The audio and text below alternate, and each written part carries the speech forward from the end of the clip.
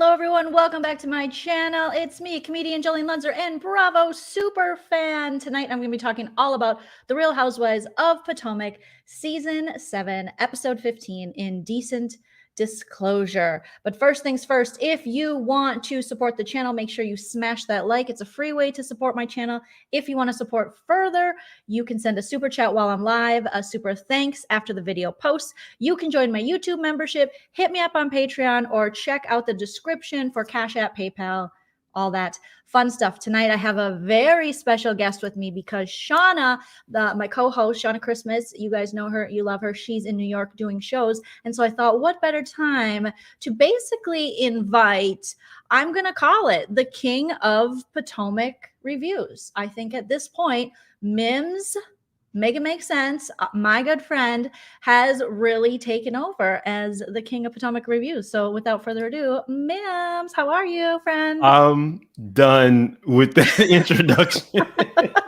You have been. I mean, you will do a Potomac live, and 10 minutes later, it's 9.7 thousand, and I can't even break 2K views. So I mean, you're killing it, and you have full panel of people, so you can get, you know, all kinds of fun stuff. You get to say your piece on Mims's channel. It's fantastic. Except and apparently curse, be vulgar. Yep, you can curse. You can be vulgar. Is that what people are doing? Yes, yeah. Mostly Lisa, lovable Lisa. You gotta love Lisa. She was talking about. She loves to talk about hula hooping on the D. Like that's her favorite thing. How do you hula hoop on the D? I'll ask her to come to your channel. Oh, so do you just like you're hula hooping? But you have to go fast. Okay. In Black culture, we have a very poignant, very educational DVD called The Queens of Comedy. I've heard of this. I've definitely heard of this. And in The Queens of Comedy, one of the ladies says that to become a woman, your mama takes you outside and gives you one thing, a hula hoop. And with that hula hoop, you learn how to and when you get real good, you hear them say, put it around your neck. Which Queen of Comedy's bit is this? That is not Adele, not Monique, some more. It's some more. If you have not seen this, you have to. Like, I know it like from start to finish. Oh my gosh. I remember when they had the Queens of Comedy, I think Kings of Comedy, you could see it in the movie theater. Mm-hmm. Remember back in the day? It was big. I guess they do kind of do that. Kevin Hart had his stuff in movie theaters and stuff, but that's hilarious. I don't remember that bit, but now I'm going to have to go find it. Nana's in the chat. She says, hello, Mims. She was very excited that I was doing a recap with Mims tonight because when we get to collab, it's always a good time. We were just talking about you, Nana. We were talking about the gambling channels. Mm-hmm. Nana loves her gambling channel. Yeah, Jamie B says, I used to have a hula hoop. We're sure, Jamie. We are sure that you had a hula hoop and you do know how to put it around your neck. Definitely. And I have a couple of audio clips for tonight, like this one. How you doing? Juan proceeds to take me in his arms, squeeze me so tight my breast went back to my vertebrae, and says to me, I want you to be the number 3 in the threesome. This episode that we're about to talk about was so good. Mims, what were your overall thoughts after watching last night's episode of Potomac, Indecent Disclosure? It was everything that I did not know that I did not need, but I needed it. I wanted it. I was basically Juan with Karen. I wanted all of it. You got hugged so hard, your breasts went into your backbone. And finally, we found out after all these years who Karen was referring to, which husband she was talking about being inappropriate with her and making her feel uncomfortable. Apparently, Mr. Juan Dixon fully wants the grande dame, Karen Huger, to the point where he wants a threesome and her involved in it, and has a girlfriend that looks just like her. allegedly, according to Karen. He's probably interested in Karen because he's missing femininity in his life. Oh no. I had to think about that when I was like, I forgot how Mims rolls with Robyn Dixon. I forgot. But I do have to ask you, as the king of the Potomac Review, what do you think about Robyn's transformation? I think it's a transformation this season compared to previous seasons, just riding along with Giselle. I feel like this season, riding Giselle, sure. What do you think? Who's she riding? I feel like she's riding Robyn. I feel like Robyn has a mortgage. And for those of us who know what a mortgage is like, it's a little different than a townhome in Baltimore. So she realizes that she needs to be activated because every year there's a call for her to be fired. So why not use this season to really, like, that's a for real mortgage. And Juan's money is not guaranteed. So, I mean, I'm actually here for it. I've been waiting for her to actually do something. Right? Because besides building homes with her bare hands. Or bedazzling hats. Are you going to call her Rob the Builder? I'm trying not to because she is the premier feminist. And so I'm trying not to get in trouble. But I'm also a comedian, so I can understand a joke as well. So I'm not going to be like, you can't say that. Speaking of Robyn Dixon, they're married. Did you do a video about this already? I did a video about it a week ago. Oh, so you knew a week ago? I just kind of pieced it together. They had already gotten their marriage license and it was about to expire on the 23rd of February 2023. And they had attended that wedding I just pieced it together. I don't really care about them though. Well, no, but this is like the thing that we keep talking about with Robyn, and this episode in particular is Karen Huger like, it's never going to happen because I think everyone can agree, we don't care. You've already been married once. Just do it already. Go to the courthouse. Why do you have to take us on this weird ride of will they, won't they, when you already have they? You know what I mean? So but with Karen saying this episode, it's never going to happen. And then now all of a sudden the news breaks by people that they confirmed that the Dixons had obtained a marriage license, just like Mims is saying, at the Howard County Clerk's office in Maryland. They had until February to say I do. The wedding was a hot topic this season, which was very boring. Thank goodness Robyn brought more than just the wedding. She brought Robyn TMZ, with Robyn telling co-stars and friends of the franchise during a recent trip to Riviera Maya, Mexico, that she was planning to get wed away from the gaze of reality TV cameras. Okay. Why did I think you said the gaze? GAYS. Away from the gaze.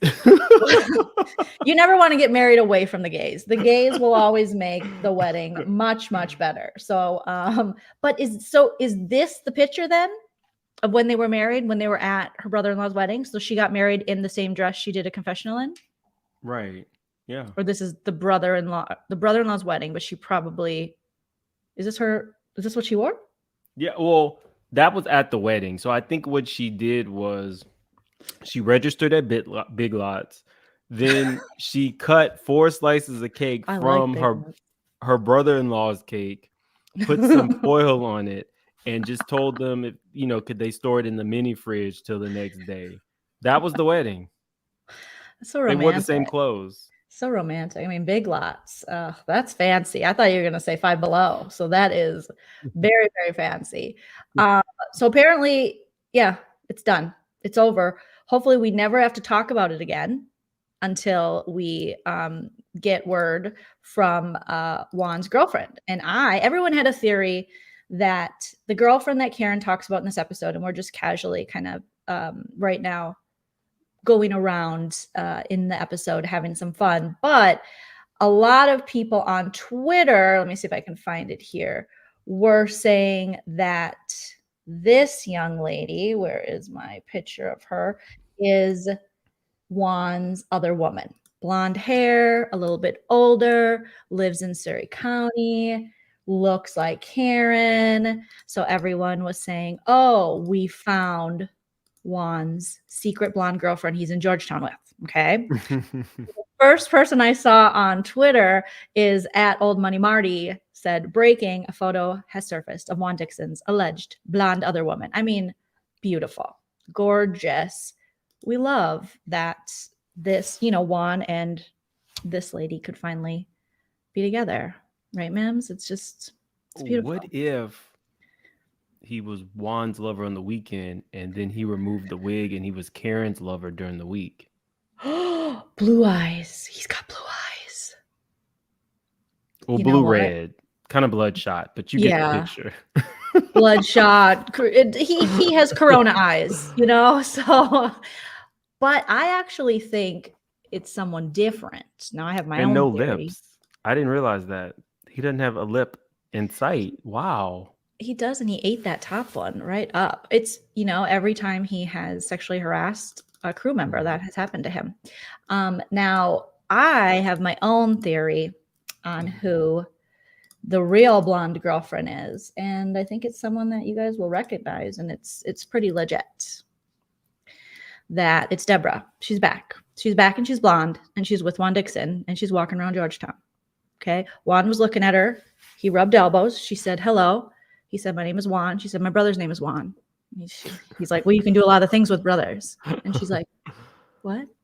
So that is the new theory, Mims, in case you're wondering. I think it's a better chance than the other lady we just pulled out. Think about it. Think about it. No? I don't. I mean, she also has a lot of masculine energy. Then he would be attracted. No, I think he's looking for the I think Michael is the better fit. Michael has the right amount of estrogen.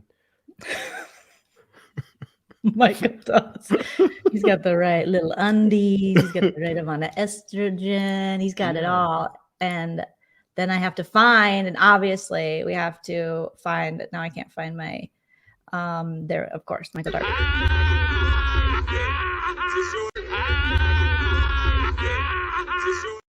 I have asked Joleen for the clip. She has not sent it to me. I remember when you asked me for that clip. You're like, where'd you get it? And I think I sent it to you, right? No. How did you get it? I don't have it. On YouTube? Oh. She told me fend for yourself, like I did. I never would do that. I get in so much trouble, Joleen. I get in so much trouble for Rob the Builder, and now I've gotten in trouble for calling Deborah Sesame Street. Like, people are crazy. But that's what Candace calls her. Why can't you call her Sesame Street? Why are you talking about that beautiful black woman? That's what somebody commented. Oh, okay. Okay. Well, I mean, you're just repeating what Candace said. You didn't come up with Sesame Street. Everything that I do is a caricature from what has been presented on the show. Like, people are not getting that. I just use what people give me. Yeah, we're just here for the laughs. We're not if here. Mia is reupholstering her pussy, then that's just what. She's reupholstering her pussy. Did I miss that? Oh my god! Wait, that's not what Karen said. Karen, is that what she said? Did she say that? She said build a puss. I said reupholster. Okay, build a puss, like build a bear, because I was like reupholstering her pussy. That's a lot more technical. But the build a puss, I like build a puss. I think me and Busy, we cover some drama where they tell each other every day to wash your puss. So every day one of us will text each other early in the morning in all caps, wash your puss. So you have women. Wait, hold on. You have to be reminded to wash it? In this drama community, they have to tell each other, or that's how they shut each other down. They go, oh, go wash your puss. So now we wake each other up with a nice friendly message to one another, wash your puss. Well, do you do like a full wash or do you do a whole bath like Mia? Because Mia clearly said she just... Side note, for those of you who don't know a stripper, there are these wipes. Baby wipes? that look like a wet wipe, but it's really a clinical, like if you're in the hospital kind of wipe that strippers have been known to use between, gigs and clients. Oh, so, to what? Yeah, that would make sense. Yeah, you just you wipe can get the parts down. Vagisil wipes. They have like actual feminine wipes. They have other brands too that have a little more natural for like your downstairs area. They got spray. They got all kinds of stuff to keep, because you got to worry about your pH balance, Mims. You don't know about Michael that has for to worry about his Easter. pH balance. Yeah, it's Michael. He's strong enough for a man, but pH balance for a woman. That is our friend Michael Darby, who's not our friend Don't at all. lie. If he wants to send me I think he's sending out Cartier watches. I don't own a Cartier watch. So Michael, I am available to receive a Cartier watch. Although I am still a virgin. You'd have to go I'm to not Vegas available. alone with him like Juan. Yeah, no, I'm not available for any of that kind of things. What's wrong? Oh my God, Are you okay? Oh, yeah. Who is that? Like a family member? Her sister. I wasn't sure if you wanted me to put it up because I know that. Oh, okay. Yeah. Okay. Sorry, there was if you guys are wondering, there was someone in the community that passed who was very active on Mim's channel, active on Shannon Van, and she was hilarious and great. And I didn't want to, but her sister's in the chat, and she passed away last Thursday. So Angela, and all our thoughts are with Angela's sister, who's in the chat. Thank you so much for letting us know, because she did come into all of our lives, and she also followed us on social media, and she was just so funny. And I know this is, she was very close to Mims. I know, and Shannon Van and Mims. I talked to you this weekend, and you told me about Angela's passing, and I was so sorry to hear that. So my deepest condolences. My heart goes out to you and your family. Angela was great, and I mean, you and Shan had that clip that was just so hilarious.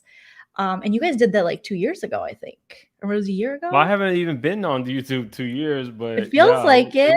It was like a little bit over a year ago. I hate to do this on Jolene's Live. No, that's okay. It's okay. Angela's it was a beautiful person.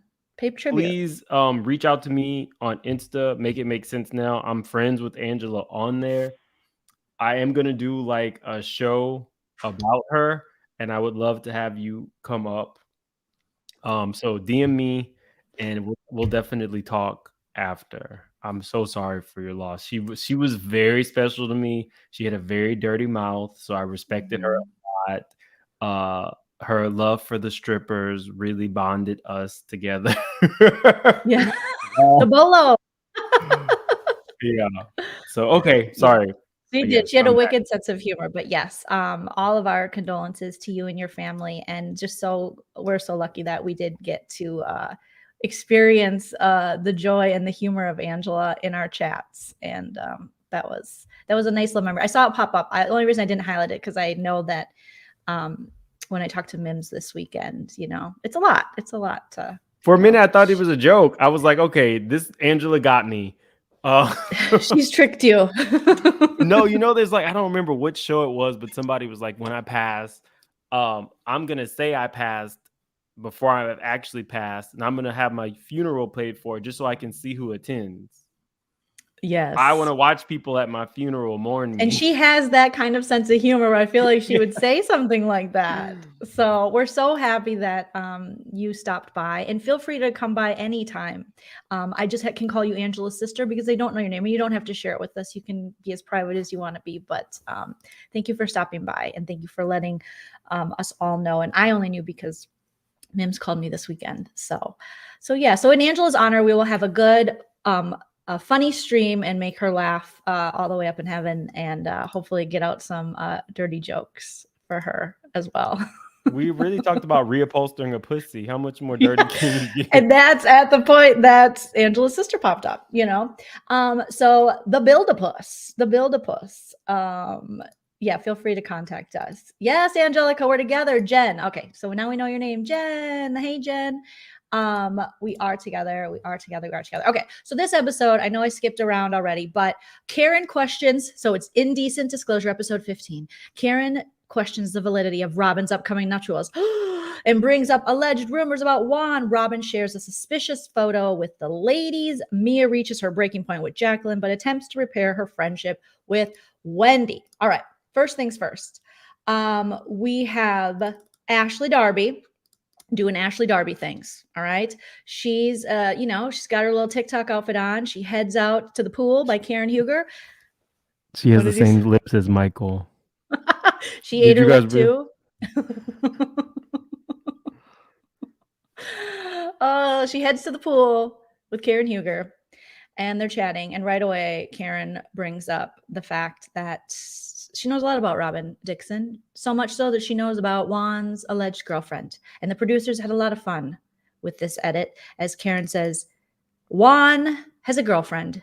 They're in Georgetown all the time. Robyn probably knows about it. She looks like me. She has blonde hair. She's older. She lives in Surrey County. And that's that about that. And this She did gave not the say editors. she was older. She did not say she was older. Robyn, when asked about it, said, so she's old like Karen. That's what was. Robyn did say that. But I mean, older than Juan. Older than Juan. So Grand and Dom, they made this fun edit of Special Potomac Unit. Very messy, very fun. What did you think of the drawing?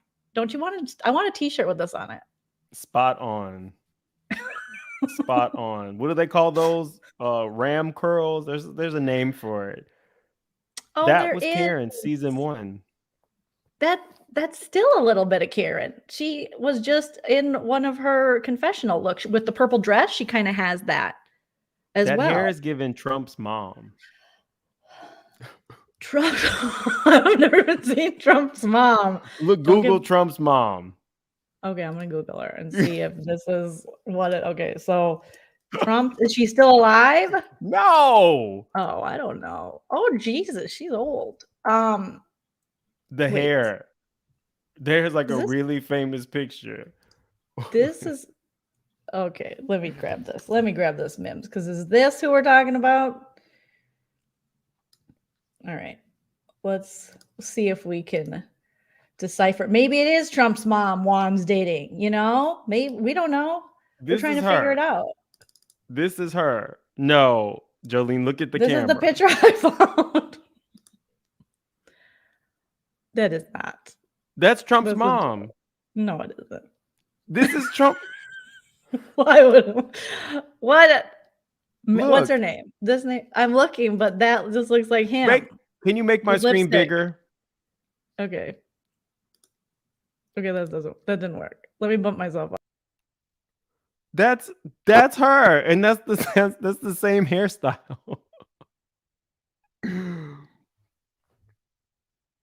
That looks exactly like him. That's her. That's him. He was catfishing as his mom, I think, because there's no way. Oh my God. I found more. Now I'm going to be down a Trump's mom hole. Oh my God. Didn't sound good either. Holy shit. Okay, I'm pulling up a couple more. Okay, I found the one that you got. That was from 97. Holy. Oh my God. Okay. I never even thought he was birthed. I thought just oh my God. One day he arrived on the planet. Okay. Okay, so while she's doing that, guys, I have another. Oh my God. I mean, what is this? I didn't even think about the person that actually birthed that.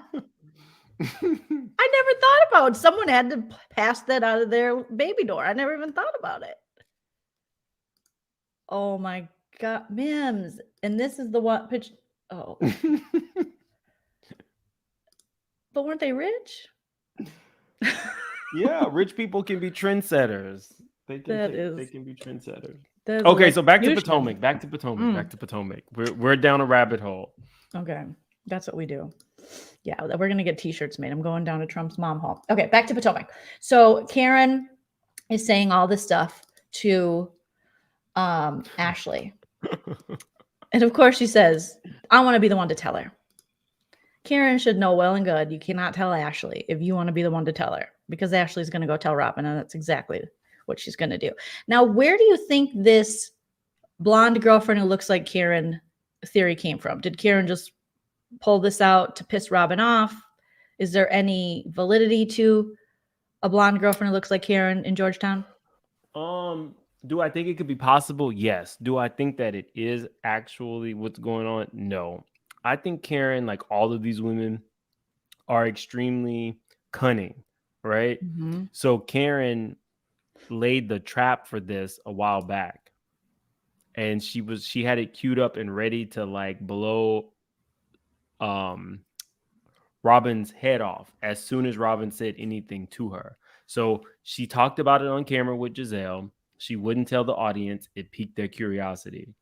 Now, when she says it, people are saying, well, she said it weeks ago. It doesn't mean that she could not have put this together in her head months ago. Do I believe he's with somebody that looks like Karen? Maybe in Karen's head. Do I think he's with an older woman with blonde hair? No, I don't. No. Okay. Yeah. I mean, obviously we have the history of the Juan cheating.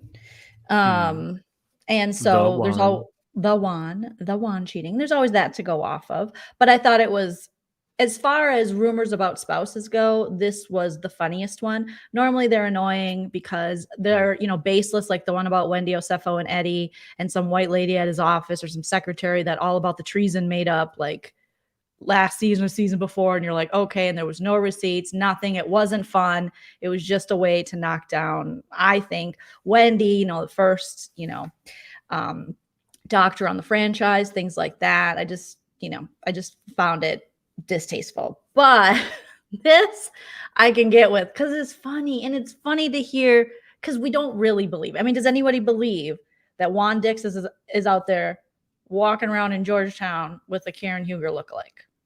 Put it in the chat if you believe it. Yeah, if you believe people it, do believe it. Really? Mm-hmm. Okay. Well, I think it was more of what you're saying, in that they are very cunning, and you always have something in your back pocket, because Robyn even says it later in the episode, like, I have just been waiting for you to piss me off, Karen, for me to show these pictures of Blue Eyes that Jizzy sent to me a long time ago. So Jamie B says fake news, and it's giving Jennifer Coolidge after she fell off. I mean, yeah. So they have this conversation, and Ashley Darby is like, don't worry, I won't tell. Cut to lady shopping. She tells. She run and tells. And then Robyn's arms are so buff. I was noticing that. Like, they must be doing CrossFit during sexy time because she's so cut. She built her house. She built the house. She carries it from town to town wherever they want to move because they don't want to start over. So she just picks up the house and she carries it, according to Mims. So they're shopping, and Ashley goes off with Robyn. She's like, I shouldn't say this, but I'm going to say it. I think I should tell you, even though you'd have no idea unless I told you. So now I kind of have to tell you. Karen says that Juan has a girlfriend that looks like her, and she's blonde, and they walk around hand in hand in Georgetown. You know about it. It's been happening for a long time. Robyn immediately calls Juan. Why call Juan? It sounds ridiculous. Like, why even call him? Because their relationship is filled with toxic notes and trust issues. So she must have had a little part of her believe that. No, it's exactly what Candace said. When you have a relationship that is built up of toxic notes and trust issues, you do things like this. Candace would have never called Chris right away because she wouldn't have believed it, nor would she have given it any validity. She would go, no, ma'am. No, thank you, ma'am. I don't want to talk to you about it. Just like she did Deborah.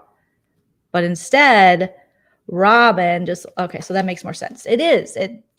So she calls Juan, and Juan is mad. And there's a definite difference between the way Juan reacts to how like Chris and Eddie have acted when the wives have accused them of Smiley Eddie. He smiled too much. Chris, you were staring at Mia. Then you were staring at Deborah when he wasn't staring at anybody but his phone trying to catch a flight for Candace's career.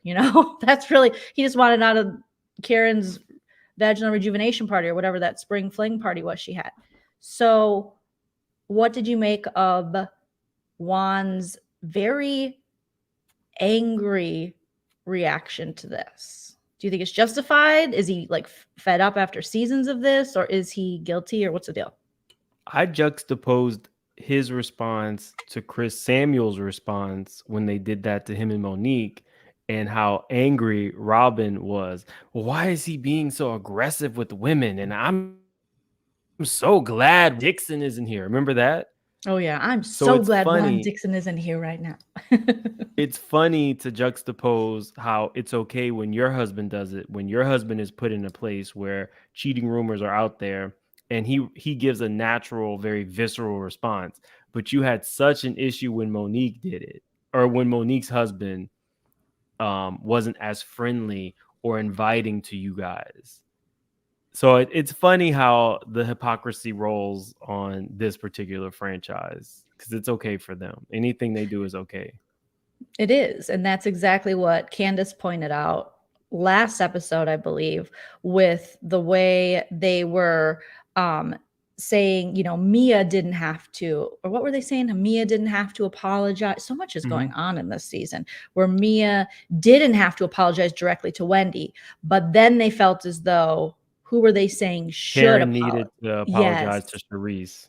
To Charisse, but Candace is like, it's the hypocrisy for me. It's the double standard. You know what? Robyn's hair kind of looks like Trump's mom in this picture. Like there's a slight swoop. There's a little bit of a swoop. Let me see. Let's see. Let's pull it up again. I mean, go to the main picture, the main one. That one's the scariest one. It's like hiding go to from the me scary one. It's the same on my swoop. screen. Okay. Yeah, Robyn's we got hair. this swoopity swoop, swoop-de boop de poop-de poop. I mean, it does get a little bit of swoop. There's a swoop. So Juan says, I am going to cuss everybody out. I'm going to cuss these women out, Robyn.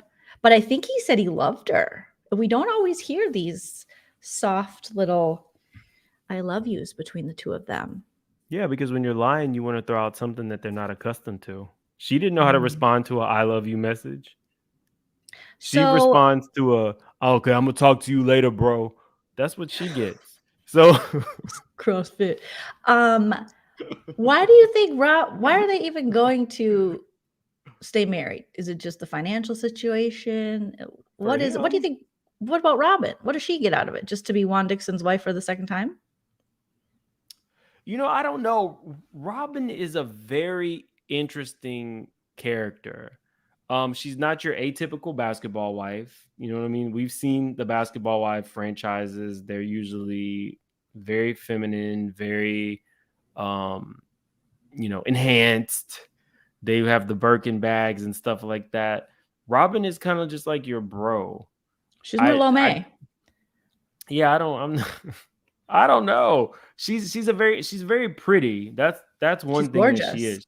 She's very pretty, but she's not your atypical basketball wife. And I think that Juan can run over her, and he will, and does, and has. And it's probably that history too of being together since they were young, and then him losing his parents and her parents being like his parents or family.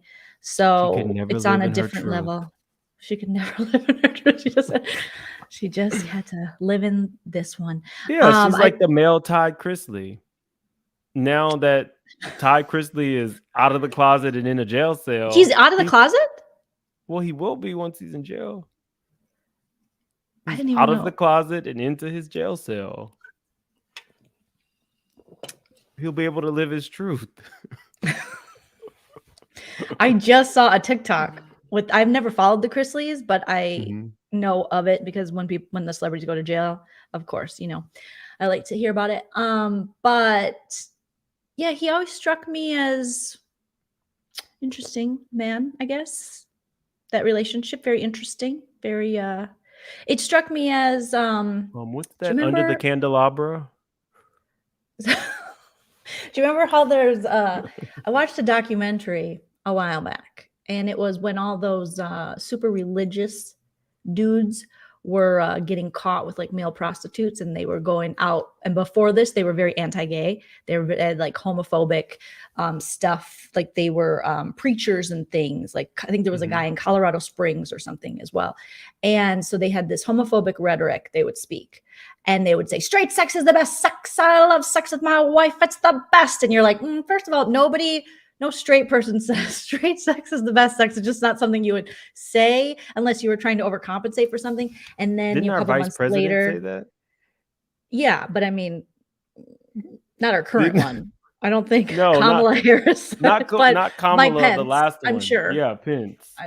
Well, yes. So you have those kind of people. You also have someone like Michelle Bachmann, a former representative. I don't know if she is anymore. Her husband. Didn't Mike Pence's wife They look would like say the that. lady in the picture that you have Yes. up right now?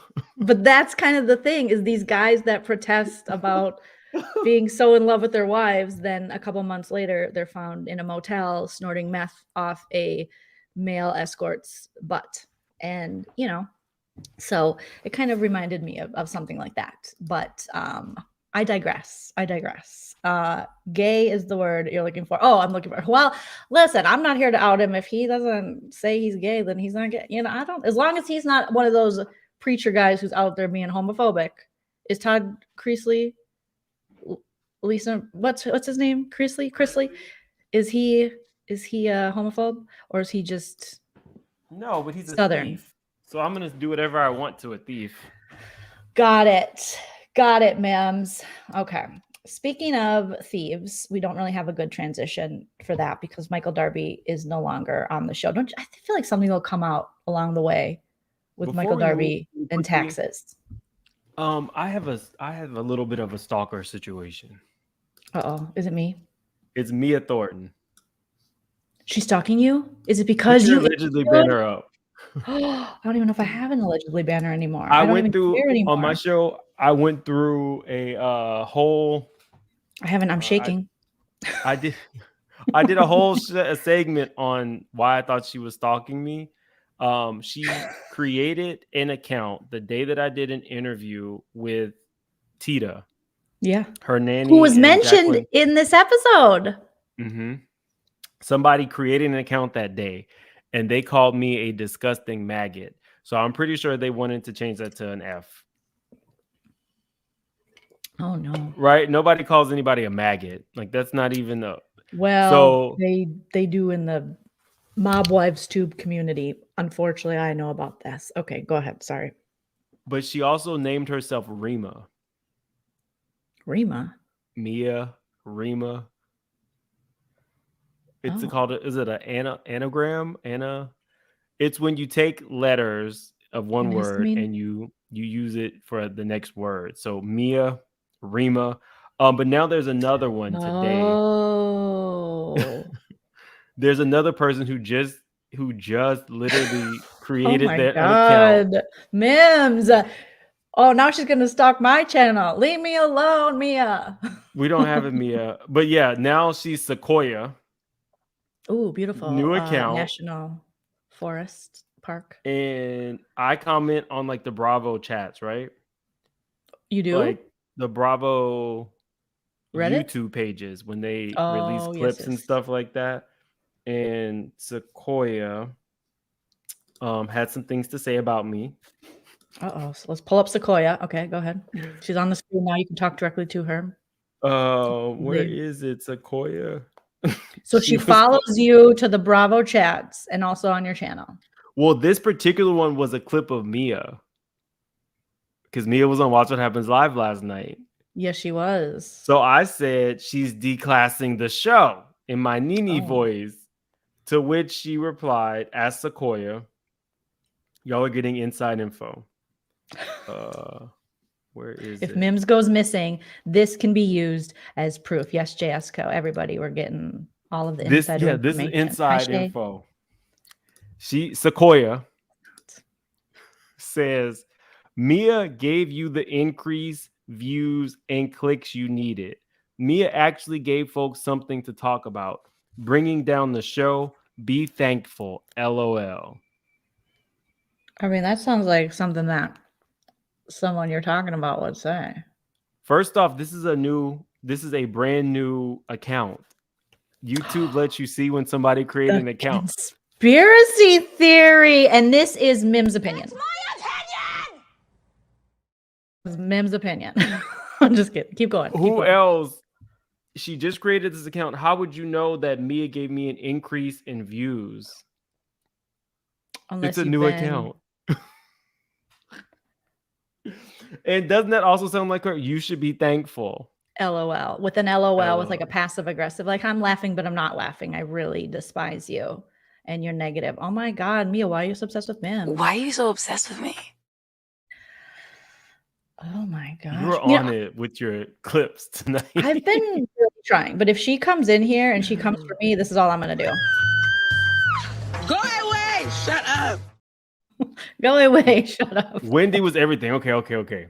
Wendy was everything. Well, I find it exciting you're getting stalked because every person on YouTube eventually gets stalked. I had Mike Boogie, allegedly, from Big Brother, who was commenting in my comment section when I was covering stories about his arrests and things like that. And he doxed me and found out where I lived in West Hollywood at the time. And he put it in the chat and my full, my name, which obviously it's out there, but my apartment number I lived in at the time, like all this. And he's like, you still want to play, Jolene? And I was like, to the point where like, the LAPD had to get involved. It was a mess. It was like a real mess because he has restraining orders against him by other people. So I feel like, Mims, you've made it. You are the king of Potomac reviews. If one of the housewives are actually maybe possibly stalking you, but not a C character. Well, I got a C character. We can't get the A's. The A's are too busy to stalk. You got to get the C's. You can't even get a B. She did come onto my channel as herself once. Mia did? During that interview, yeah. Oh, when you were okay, so you were interviewing the Jacqueline's sister, who's also Mia's nanny, or was Mia's nanny, and she was mentioned in this episode. And then Mia came in your chat. Was she there to debunk the She ignored me as herself. She said, "This is for Tita." And proceeded to say something like, I've reached out to you multiple times, sis. I'm not going to watch all these videos because, me and Tita did 2 videos together. I'm not going to watch all these videos. You have my number. Call me. And then she started with Rima saying I was a disgusting maggot. Oh, well, I mean, I'll be honest with you. I believe you, Mims. I believe that's something Mia would do, as we've seen the character come to life here on the show. So, I mean, just be careful. Be very careful. I wouldn't touch her with a 10-foot pole. She doesn't take baths. Well, baby wipes. You got to do. Baby wipe in Mexico. Tots, pits, and ass. Tits, pits, and ass. I think people say it like that, right? I'm not sure. Thank you. My husband's in the chat. He says, great recap. Thank you, Chow. Thank you so much, Chow. As we're talking about reupholster pussies. Yeah, the build a puss and all that stuff. Super, super fun. All right. So now Robyn's got this information. She is going to use this information later. I had Candace up here. I do want to give a shout out to Candace. I feel like her fashion has been so wonderful this season. Mims, what do you think of this outfit? I am in love with it. I think she's really coming into her own with like being an artist and trying to do stuff different and outside the box. It'd be easy just to get a stylist and put her in like Versace or Gucci or something like that. But the fact that she's standing out and she's taking fashion risks, I'm here for it. I love it. The glasses, the pants, the hat. I mean, everything. Too hot for Mexico, though. It was hot. And she had to be burning up. Oh, I'm sure. It was just like sweat. I mean, they were, you could kind of tell, I think, when Mia and Wendy had their conversation later in the night, they had like sweat running down them. But let's get to there. So then we have a lunch situation. And at the lunch situation, Mim's alleged stalker, Mia, has to sit next to Jacqueline, her bestie of 30 years, that they are now having major beef between the two of them. Her wig melted off. Oh no. See, it's very hot. It's very, very hot. I just rewatched when Ashley did the impression of Karen and Karen falls to the ground laughing about it. And that reminds me of that wonderful moment. Karen and just a wig shift or a wig slip is everything. So they don't want to sit next to each other. Now, it is so interesting to see the different body language between these two women because Jacqueline is heartbroken. She is legit took this relationship seriously from what we can see from their reactions, unless Mia is a sociopath or a complete narcissist, which we don't know any diagnosis for her. Her behavior is so strange of a friendship for 30 years that is dissolving right in front of us on camera and in front of these strangers. And I do feel for Jacqueline. Maybe we'll find out, in a year or something that she's got more skeletons in her closet or this, that, and the other thing. But it feels like her heart is legitimately broken and Mia could give two shits. What do you make of this? What are your thoughts? Well, you missed Mia getting punked. Giselle told Mia to move and Mia said no. And Giselle said move and she did. Oh, yeah, that to me was like, there's the there's absolute no way anybody could do that to me. Because I would have said, who are you talking to? But Mia wants their approval. She wants their approval. Do I feel like Jacqueline is being authentic? I hope so. Sometimes I waver. I go back and forth. Sometimes it feels like this was a scheme that Mia had set up. But then when I see Jacqueline, I don't think she's that great of an actress. So I think that it's real. Sad. Unless she is she took some acting classes in Potomac. I don't know. But look at that bone structure though. That's what I'm looking at. It's beautiful. Yeah, she's even crying. She's beautiful. But Jacqueline, I can't wait to see the glow up if she does become a full-time housewife. Like, is that in talks? I feel like it probably is. After this, possibly if they decide to keep Mia, we want to see sides. She's following me now. Maybe I'll find out. So you got to drop the tea here right now. She didn't respond. I mean, she follows me, but if I try to go in too deep about asking questions, she does not respond. I mean, she'll put a heart. I'm so I'm trying to be messy without being messy. So I'm like, hey, I heard the first reunion could be jarring. Are you ready for the second when you're a full-time? She hearted it. So we'll see. But I can't wait to see her glow up though, because if you look, it is so right now, she, friend of the show, first season housewife, fashion, everything, she's more just, as we were saying before with Robyn, she's more natural. She just, she doesn't have a whole bunch of you and that damn feminine. She has that. See, I relate to Robyn because on my first date with my husband, I squatted him, but I also had a drinking problem at the time. But either way, I'm an aggressive lady and still feminine when I want to be, but also can maybe lift my own car, stuff like that. But I feel like with Jacqueline, she doesn't fit yet, but she could fit. And it would be very interesting to watch because I hear a friendship has really formed between her and Candace and maybe Wendy after the show. So that could be very interesting dynamic to bring into a new season with Mia on whatever side Mia's on. I guess that would be the Robyn and Giselle. Well, she's also friends with Sesame Street.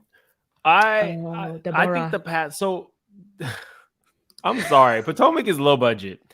So the pathway to success on Potomac, it's not like Beverly Hills, right? The board gives Garcelle a hard time because she, financially can't really hang with a lot of the other women. She bought a Birkin this season. Okay, that was $13,000. And then they had to tell her, you could return it or resell. The point is, what I'm saying is the pathway to success on Potomac is what she's doing, befriend the other women, be a little messy. But if she wants to get on the show, she's going to have to stop talking about Mia. Yeah. You need to get on the tabletop, take the shots back, be fun, Jacqueline. People don't care anymore about this version of her. But I think since it is so fresh and this did just happen, and I thank you, Double T, so much for the first super sticker of the live. You. Appreciate that so much. I think though, I don't know, being a woman, I have experience in you go Before on a you finish trip. that, Yes. we have almost 100 people in here, and we have like 60 likes.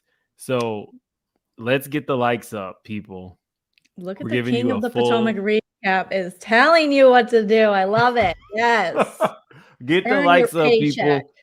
It helps Joleen in the algorithm, and it lets YouTube know that we're here making this video right now. So get the likes up, people. Get the smash in. Thank you so much. Thank you so much. Build a puss. Thank you so much. But I feel like as a woman, I don't know, other women in the chat, feel free to sound off, or men if this has happened to you, but more in my younger years, you know, if you've been What a building a puss for the men in the chat. If you are a man in the chat not and you've build had a to build a puss. puss.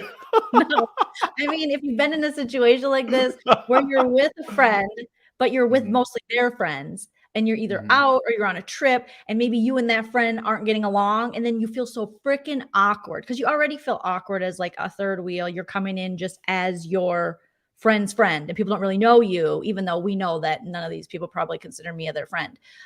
But Jacqueline, then she has this like heartbreaking thing happen with Mia where she feels as though she's like, what the hell? My mom raised you. Like, I've known you for 30 years. You're outing my business about, you're saying I sleep with married men. And first of all, that's how you got your husband. Oh, but now you're honest about it. Oh, so now I got to feel bad the rest of my life. And maybe I don't want that out there. They don't pay me enough to share that information yet, you know? So she's putting all this out there, yet she still has to be on these trips with these women she just met. So she's highly emotional. She's watching her friend be like, fuck it, I don't care. Like, Mia doesn't care. She's like, she does this all the time. She does this with my other friend group. She's saying it as Jacqueline's right next to her. Like, she does this all the time with my other friend group, and that's why they can't stand her. She's so dramatic. It's like, you just on television sold your soul and your friendship out to be on Potomac. And your puss to a married man.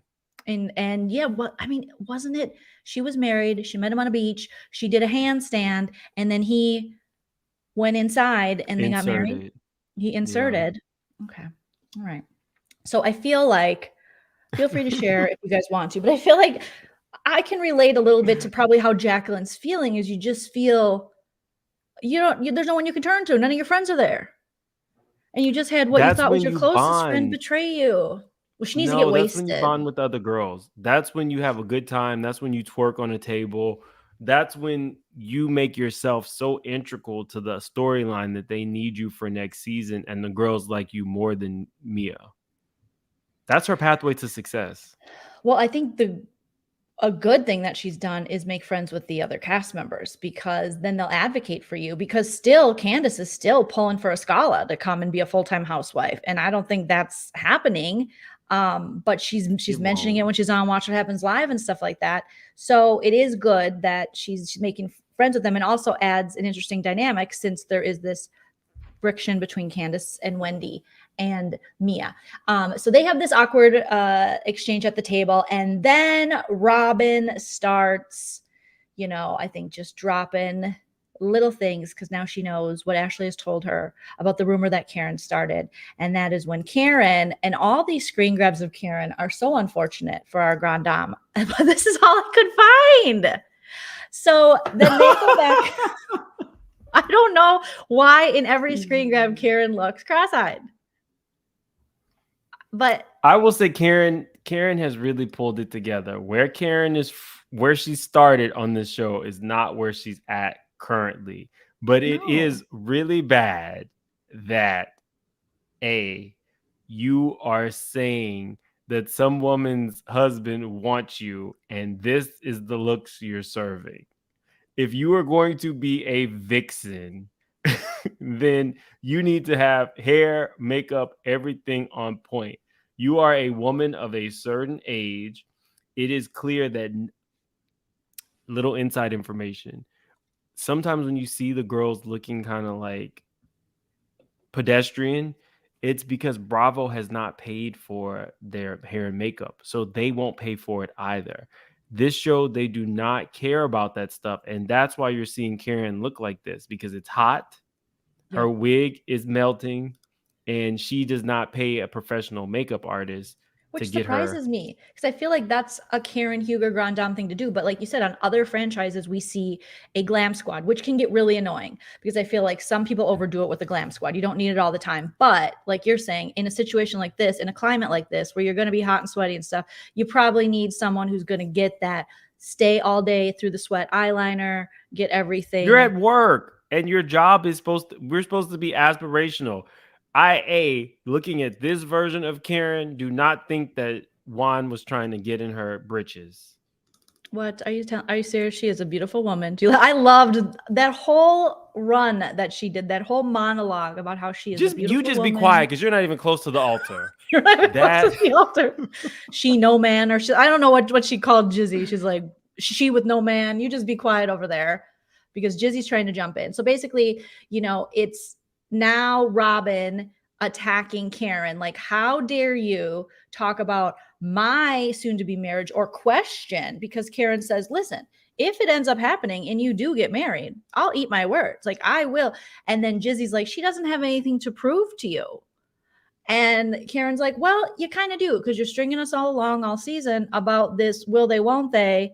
Will they get married? And this is all we're talking about. We just want the details, and you're being very cryptic about it, and it makes no sense. So then that's when Robyn brings up Blue Eyes and says, listen, you were in Vegas with a guy with blue eyes and a Redskins jersey. You were with a Redskins guy with blue eyes in Vegas. I have a picture. It's of your ass from behind and him. And Karen's like, I was with a lot of Redskin guys. So I don't know what you're trying to say here. Took me out. Were you, Karen? Were you with a lot of Redskin guys? She totally said that. I was like, oh, Karen, I love you. I love you. And she said, and what is this fake wedding? And it was like this beautiful back and forth of Robyn. And despite the fact that I'm more Team Karen than I am Team Robyn, I appreciated the fight because it was so entertaining. It was so ridiculous. Then Robyn, again, pulls out her Robyn TMZ phone and she's showing everyone, this is Blue Eyes. She showed all of Mexico. This is Blue Eyes. This is Blue Eyes. And then Karen's like, well, can I see? She kept asking, and Robyn goes, no, you can't see. And so even when Candace and Charisse are looking at it, they kind of go like this, so Karen can't see. So the whole time, Mims, she was just like, why can't I see? Well, if I'm the one banging them. It was juvenile. It was ridiculous that they double teamed this woman. Like, I can stand on my own. If I'm going to fight somebody, we're going to fight. We're going to duke it out one-on-one. Yeah, I don't like that Giselle has to chime in. I don't like that Charisse has to chime in. And that's what makes Karen the fan favorite, because she can stand on her own. And it also makes her dangerous, because the minute you back her into the corner and you start double teaming, that's when she just throws anything out. Oh, you were in Sing Sing. You got a hot box.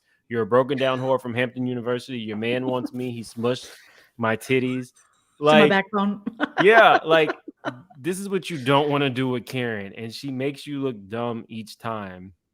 I don't think that Juan wants her, though. I will say this. I do believe that Juan, now we have two stories this season. We have Chris went in Jizzy's room, and Jizzy felt uncomfortable. Well, what did he do, Jizzy? Well, nothing. Well, what did he say? Nothing bad. Well, did he close the door and hold you inside? No, he said the door could be open. Okay. Then we have, there we go. Please put this picture up. This is from Gabor's chat. Send it to me. This is from Gabor. It was a screenshot. He did not in any way. Where's Gabor? Text him and we're going to drop a link. I got to see what he thinks. He just called me. That's why I just. Oh, send him the link. Tell him to click the link. Click the link, Gabor. And then we have Karen saying, hey, we pulled the receipts from, the reunion. She said reunion and Andy Cohen, which really took us, broke the fourth wall in a way that we don't really ever hear them say reunion too much. And so we see this part. It's spicy, right? I told y'all I like Juan. Okay. After Juan, because Karen says, you said you'd have a threesome. You and Juan were going to have a threesome. Robyn's like, I never said that. And Robyn said no, but Juan was like, keep it spicy. Yeah. And then she was like, I like Juan. Now, I do believe after that, everyone's having cocktails. since it was an ongoing joke with the cast, I could see Juan afterwards go give Karen a big hug, squeeze her titties to her tots too hard because, when you got big tots, maybe he's, maybe Robyn doesn't have as big a tots as Karen. So maybe he, squeezed her a little too hard. And it was like a joke, like, I want you in our threesome. I could see him saying that. I could see that interaction happening since they just got off a reunion talking about that and laughing. And she said, I like Juan. Because again, this was her reaction to him saying he wanted a threesome. Keep it spicy, right? Told y'all I like Juan. So he thinks maybe he can play with her in that way. And maybe he had a couple of cocktails. I think Karen is a Karen. I would never play with her. I think Karen has become a fan favorite because she's the anti-Giselle. I think that this woman, prior to Potomac, like, no offense, she drove an old Mercedes. She had all white appliances. She was very hoity-toity, but no real money. Like, we didn't see it. We didn't see the wealth, right? She wore wrap dresses from, I would say, maybe TJ Maxx or Ross. She lived a very affordable lifestyle, but what she wanted to do is make everybody believe she was so affluent. I would never, in my real day-to-day life, I would never trust a woman like Karen because she's the type of person who will go to HR if you tell her to go to hell. So do you think what Robyn was saying last episode, there's going to be a time this Karen exposed is coming out and she's going to be exposed for this fraud that Robyn says she is? This fake. We all knew Karen was a fraud. She didn't have any money. I'm not even like, I don't have any followers on Instagram. I posted Karen's white refrigerator that has like 60,000 views. Like, people didn't care because she's quick-witted and because she's smart enough to use like the Kenya franchise. I mean, Kenya had a white refrigerator. We knew that she wasn't she like came on in a McMansion. She just got kicked out of that. Karen came onto the show with a very old vehicle and a house that was in, I mean, it had every white appliance. There's nothing wrong with shopping with Ross and TJ Maxx, but she wanted to give the impression that she was so rich and her husband was the Black Bill Gates, which I hated. Yeah. The fans will never see that side of Karen because they don't want to, because she's a fan fave. It was always out there for people to see. If that man really made her feel uncomfortable, she would have went to HR. Like she did. Ryan said, fucking Candace. She told her you can go to hell. She said, go to Hades. And she went to HR on her, talking about, I think that in our contract, there is a clause for mental health. That's what she did. She's a Karen. How does that have to do with mental health? She was saying that Candace needed help and that she didn't want to film with her. Oh, Karen. But I think you're right. I think that the reason people do like Karen, those that do, I know there's a whole bunch of people that don't. But I think it is because she's the anti-Giselle. And also when you have any show where you feel like someone's being teamed up on, you immediately root for them as the underdog. Mm-hmm. So they're just helping, like you mentioned, keep Karen relevant and the true grand dame, because I think the conversation of Charisse being the grand dame is utterly ridiculous. But do you think it's ridiculous? Because I don't know how you feel about that. I think that maybe Charisse, well, first off, it's a made-up name. It's not like Countess. You know what I mean? Like, Countess was kind of made up too, though. I mean, that's her husband told her she was that, so he could cheat on her. Like, come on. You're being baited into that. I mean, they're trying to bait her. Do I think that Charisse had more wealth and affluence? Yes.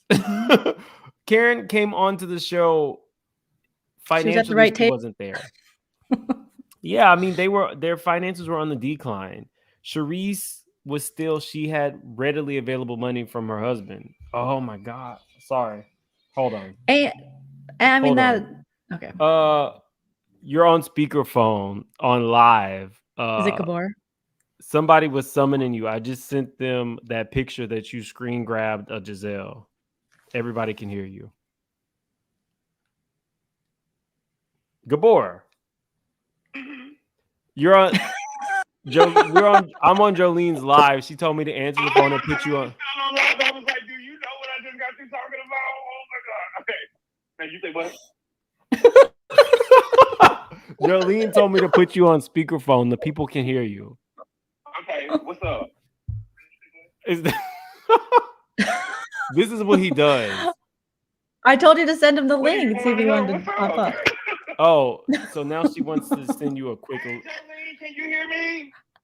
Yes, hello, Gabor. She told me to send you a quick link. She wants you to pop in. No pressure. Okay. You're probably tired. I'm gonna send him the link. Oh my goodness, that was so funny. I wonder what he was Joleen, talking about. I was so tired. I don't know what he was talking about either, but that's what he does. He just I was so tired last night, and he called me at like 11 p.m. after I had done a 2.5-hour live because he had just watched the show.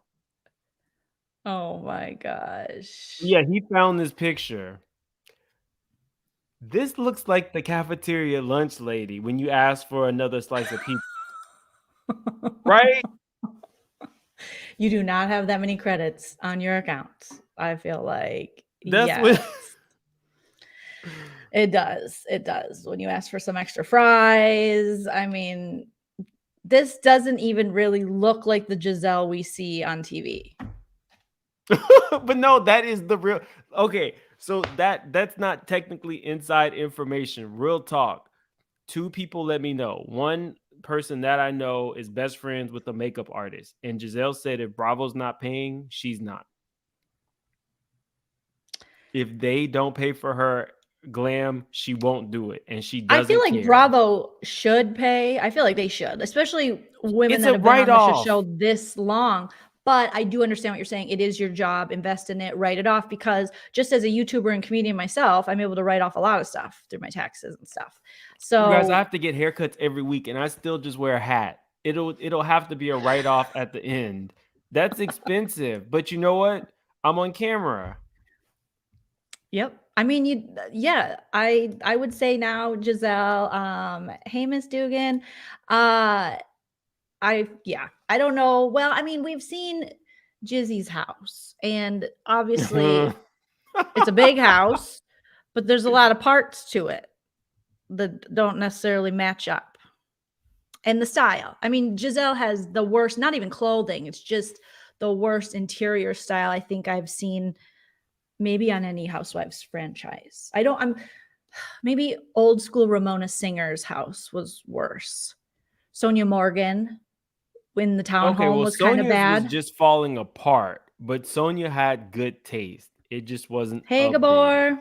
Hey, We are just talking shit about the Real Housewives of Potomac. Thank you for joining us. no problem. I sent her your picture. What picture? The one on the Of screen. Rosa, Look at of Rosa Parks. She looked like Rosa Parks. She looked like I an did not old recognize woman. her. I did not recognize her. That is a real picture of Giselle. It's not screenshotted. I mean, it's It's not edited or screenshotted. nothing. It's screenshotted, but it's not edited or nothing. She looks so old.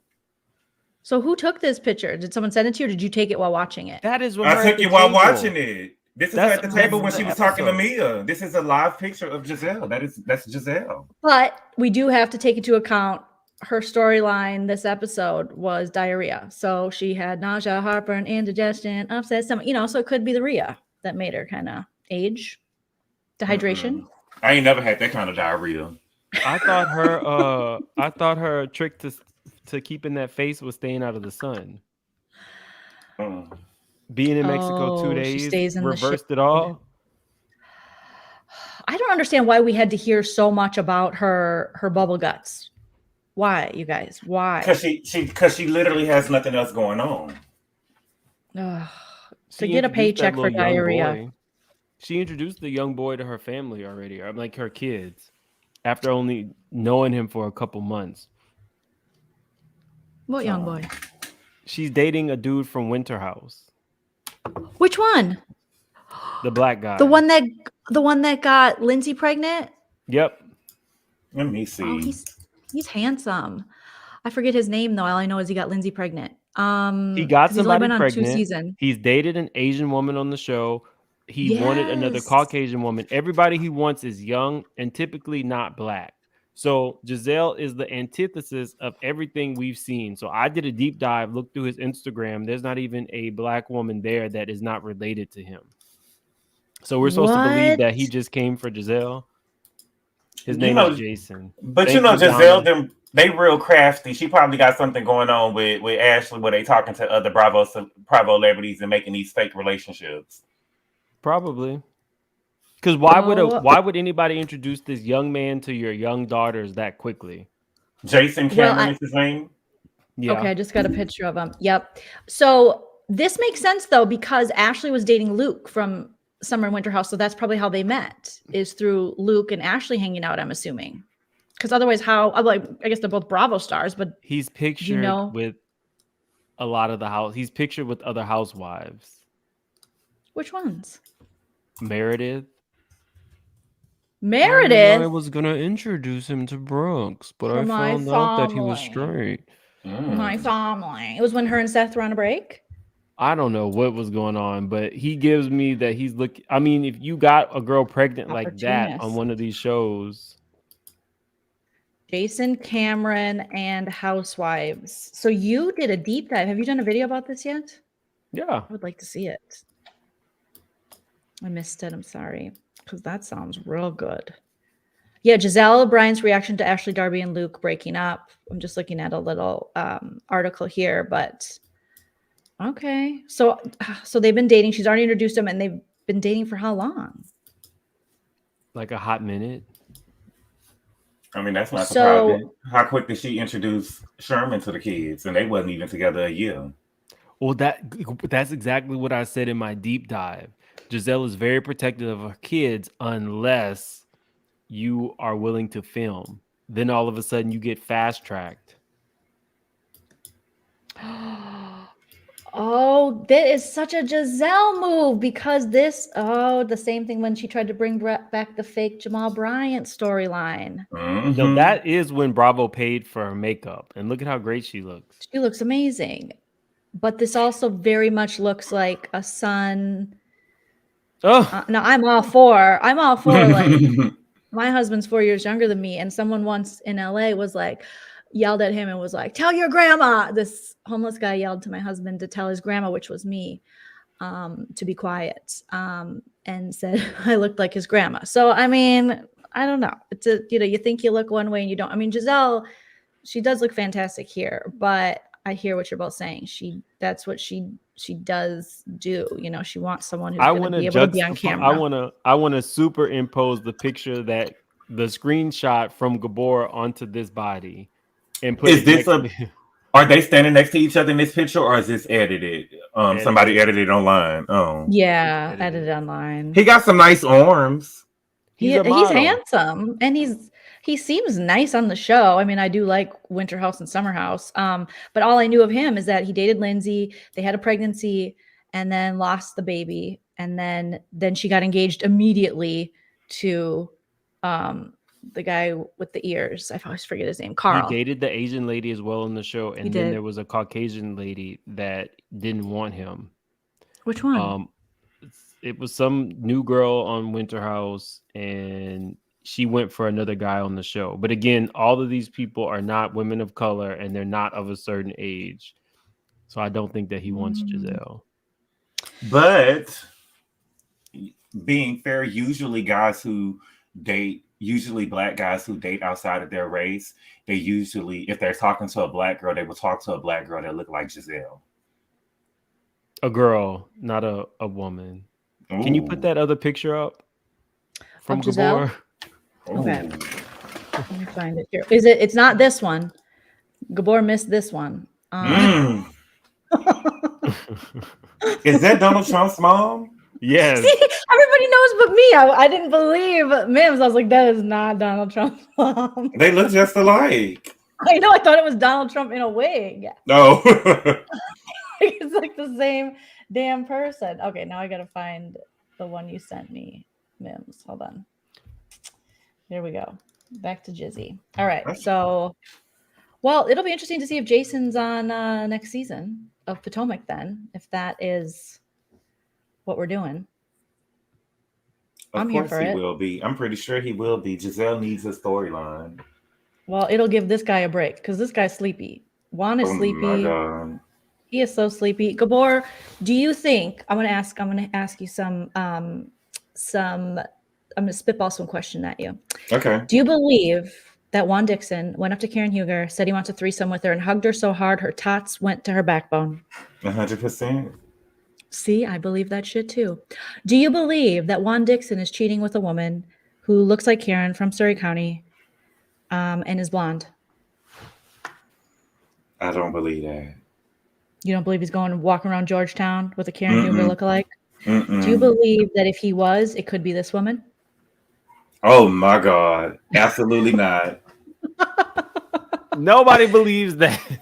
It's just my theory that Deborah has dyed her hair and now she is after Juan. That's just The one. my theory. Do you believe? But she probably met him somewhere and he said good. She probably met him somewhere and he said good afternoon, and now she's going around telling people that he wants her. Yep. She's like, he said hi and then he touched my labia, and you're like, excuse me, what did I do? Well, pretty sure he did. He was staring right at it, and then we will see him right here sleeping, not looking at her.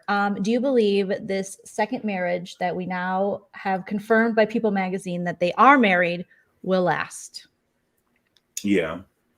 Oh, are you? Do you believe that this is the second time's the charm sort of thing? Why do I feel like we were on Watch What Happens Live and Andy's doing one of his games? This is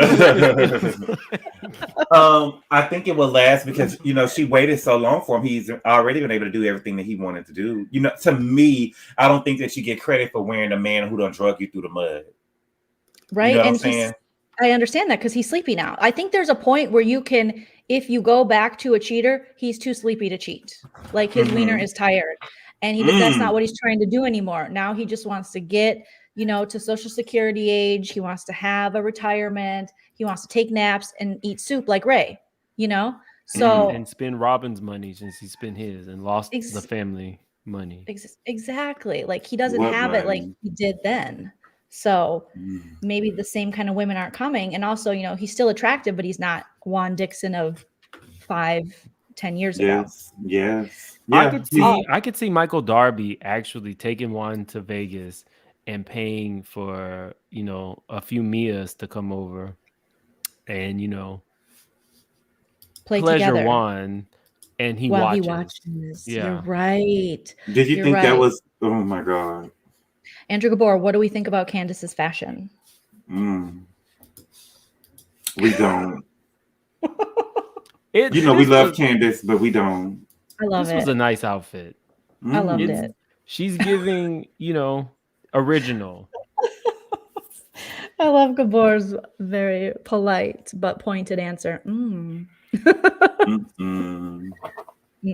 He is not a fan at all. Okay. So going back into this lunch, which is where everything happened. What do we think about the Good boy, look at the screen. He's not I'm looking at it. I just feel like if when you telling somebody that your man want me and he went and got a doppelganger of me, you're gonna have to come with it.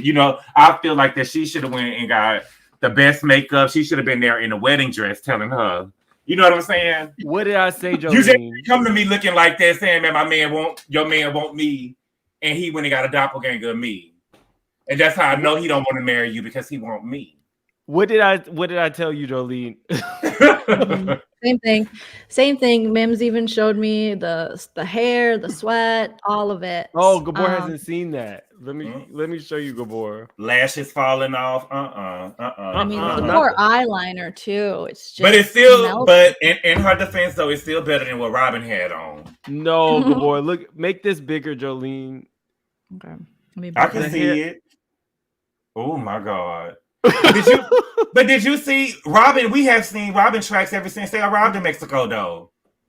We've seen all the Robyn tracks since they arrived in Mexico. Even when she was out there, when she was on the beach with the orange bikini on, talking to her friend assistant, her tracks are still all over the place. Yeah, it's been.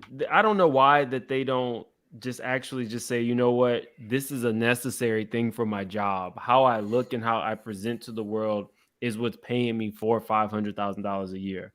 The fact that they won't do it because they don't think that they need to do it is an indication that they are playing in our faces.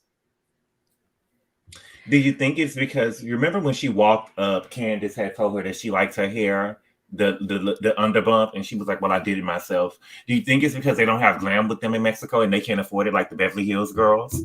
They're not That's paying what we were for it, just Gabor. talking about. They Well, don't I pay think for it. the Beverly Hills girls at times they go overboard on the glam. Sometimes they don't need the glam, but there has to be like a happy medium with Potomac. I think Bravo should pay for it, but like Mim says, you can just write it off. And I feel like someone like Karen would realize how important it would be, especially for a trip like this. But maybe not. I thought I had that picture. I mean, everybody is. I feel like Candace's glam was, hers is on point. Wendy's was on point. Even Mia. I mean, Mia looked pretty good when she's telling Wendy that she wants to like her. And it's like, you want to like Wendy. You're the one that is physically assaulting her. What are you talking about? So, and how could Mia ever believe Jizzy telling her that Wendy would be jealous of Mia? Why would Wendy be jealous of Mia? Do you guys know any reasons I don't? She's saying it because she's lighter skinned. Oh, not coming from Gabor. That is a. I'm not saying that Mia is jealous, but that's what Giselle sees. In her mind, she has to be jealous of you because you're lighter than she is. Okay, because I was thinking there's not one thing Wendy should be jealous of, but if Giselle thinks like that, and with her previous taglines, I mean, that tracks. Yes. Well, I'd like to hear you both, your opinion of this meetup and how quickly they kind of moved on, but also, it starts with Mia, Jacqueline runs away. I'm not doing this anymore. She's crying because she seems to be the only one that cares about their friendship, and she's lost because she's like, what's going on? Mia doesn't care. Then Mia turns to Wendy and like, I want to like you. And then she mentions some kind of like, jealousy thing. And Wendy's like, we'll speak privately. Then they speak privately. And then there's these comments about how their husbands like each other. And we both have beautiful boobs or something. And then what I think Mia says she's pretty and Wendy says she's gorgeous. I was just like, how is this? Why? It just seemed really quickly and obviously not gonna last.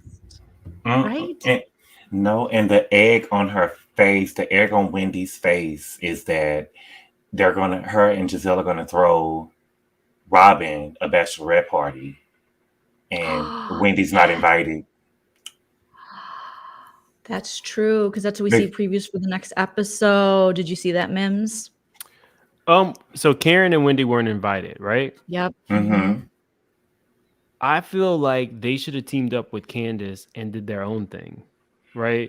Because you can have half the cast. That's not fun. I think that Candace, for some reason, still wants to be validated by those other girls who don't care about her, don't like her, and were willing to throw her marriage under the bus. That, to me, is weird. And I don't like that one thing about Candace. In terms of this, the kitty cliquish thing that they're doing, I don't know. I mean, they're bonding over BBLs. And if Wendy does let this woman who does not bathe put her face in the place, I'm going to have a real problem with that. Because she tells you she takes whole baths. So why would you want somebody in your kitty cat who doesn't even actually bathe? Well, they said that women can eat it better and that men can suck it better. Yeah, but I want somebody. I'm not gonna want like a Portia to put her mouth on me because she uses Dennis's toothbrush. I'm not gonna want somebody who takes whole baths to, get in my personal areas.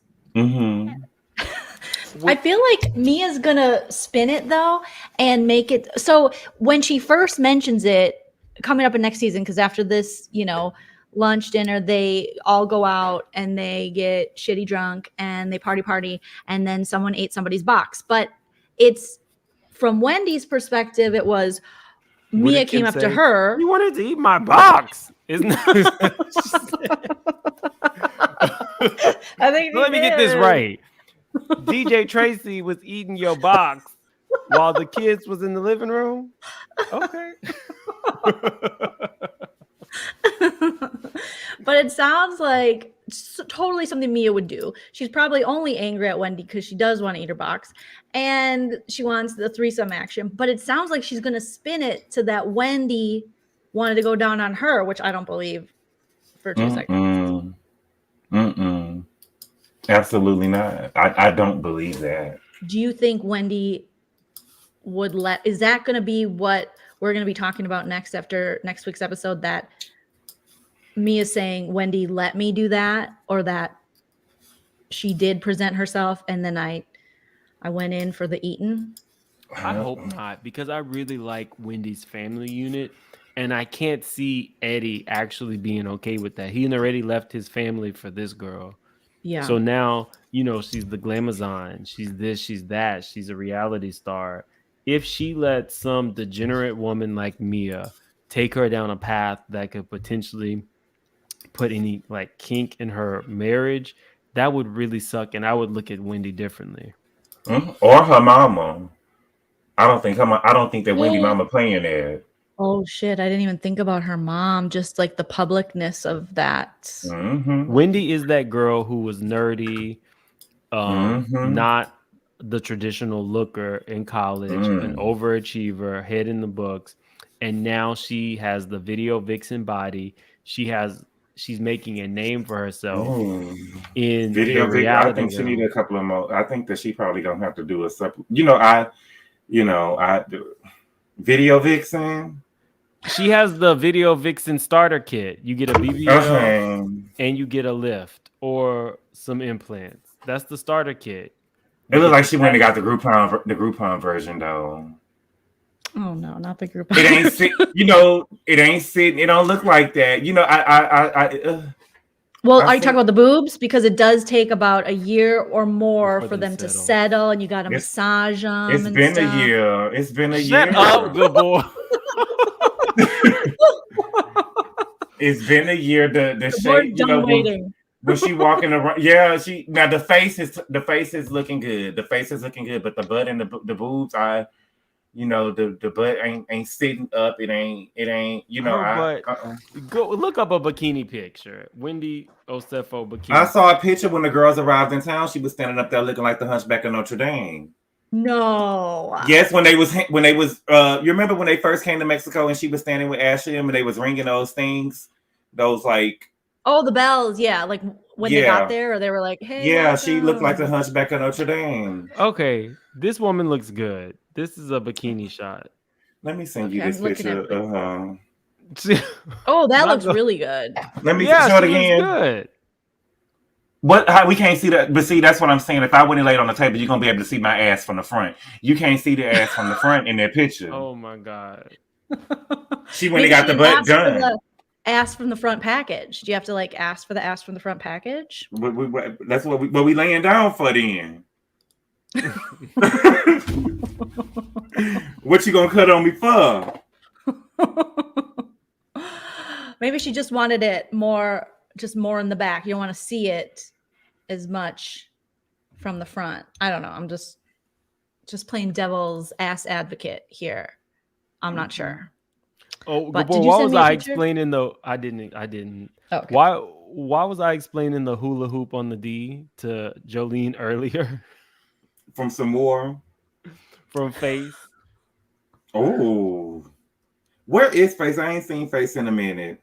She was there last night. She tore it up. She went left on my live last night. I just sent you a picture of Mia when the people arrived in town, and it's been a year. You have Jolene's number. You could send. Yeah, I do. Let me see. Because it's been a year. I sent it to you, Jolene.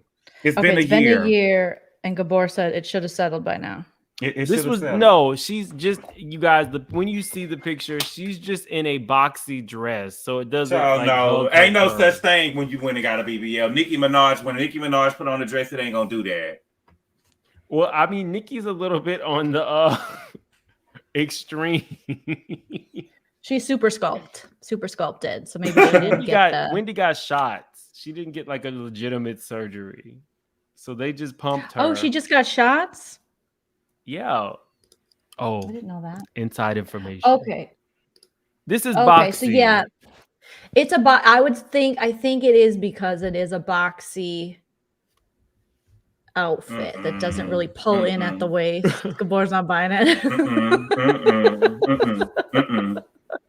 Well, if I went and laid on this, compared to if I went and laid on the table, whatever I put on, it needs to be shaped. Gabor also spent. Hold on. Okay, so inside information. Gabor also spends 2 to 2.5 hours every day in the gym. Facts.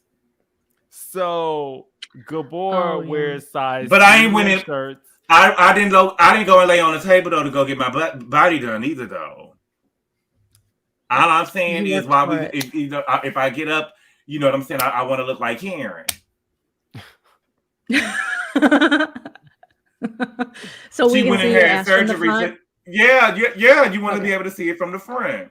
I can't wait to see you in person soon, Gabor. I want to see your ass from the front. That'll be really nice. I don't think you can see it from the front. Can't see mine from the front. I'll be honest with you.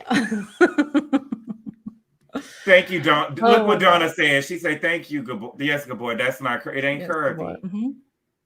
Now, Donna, you know that's the dress. No, but she had a party, though. Jolene, pull another picture up. Google Wendy Osefo bikini, and they have pictures. She looks good. Right. She looks like a chocolate Barbie doll. She looks pretty. I'm gonna pull up the picture that from the neck up, her neck up. She a done. You did. Oh my god. I don't think Jolene was prepared. But I'm always ready. All right. Okay, so I think this one, if it loads properly, well, she's sitting. I'm about to send you something. I sent it to me. Let me see. I'm about to send it to you, Jolene. Okay. This might be an older one. When you get up from the Now you see what I'm saying, Mim? See, you are so wrong. I'm not wrong. Okay, I'll send it to you, Jolene. We're having a whole BBL debate. Okay, so what about?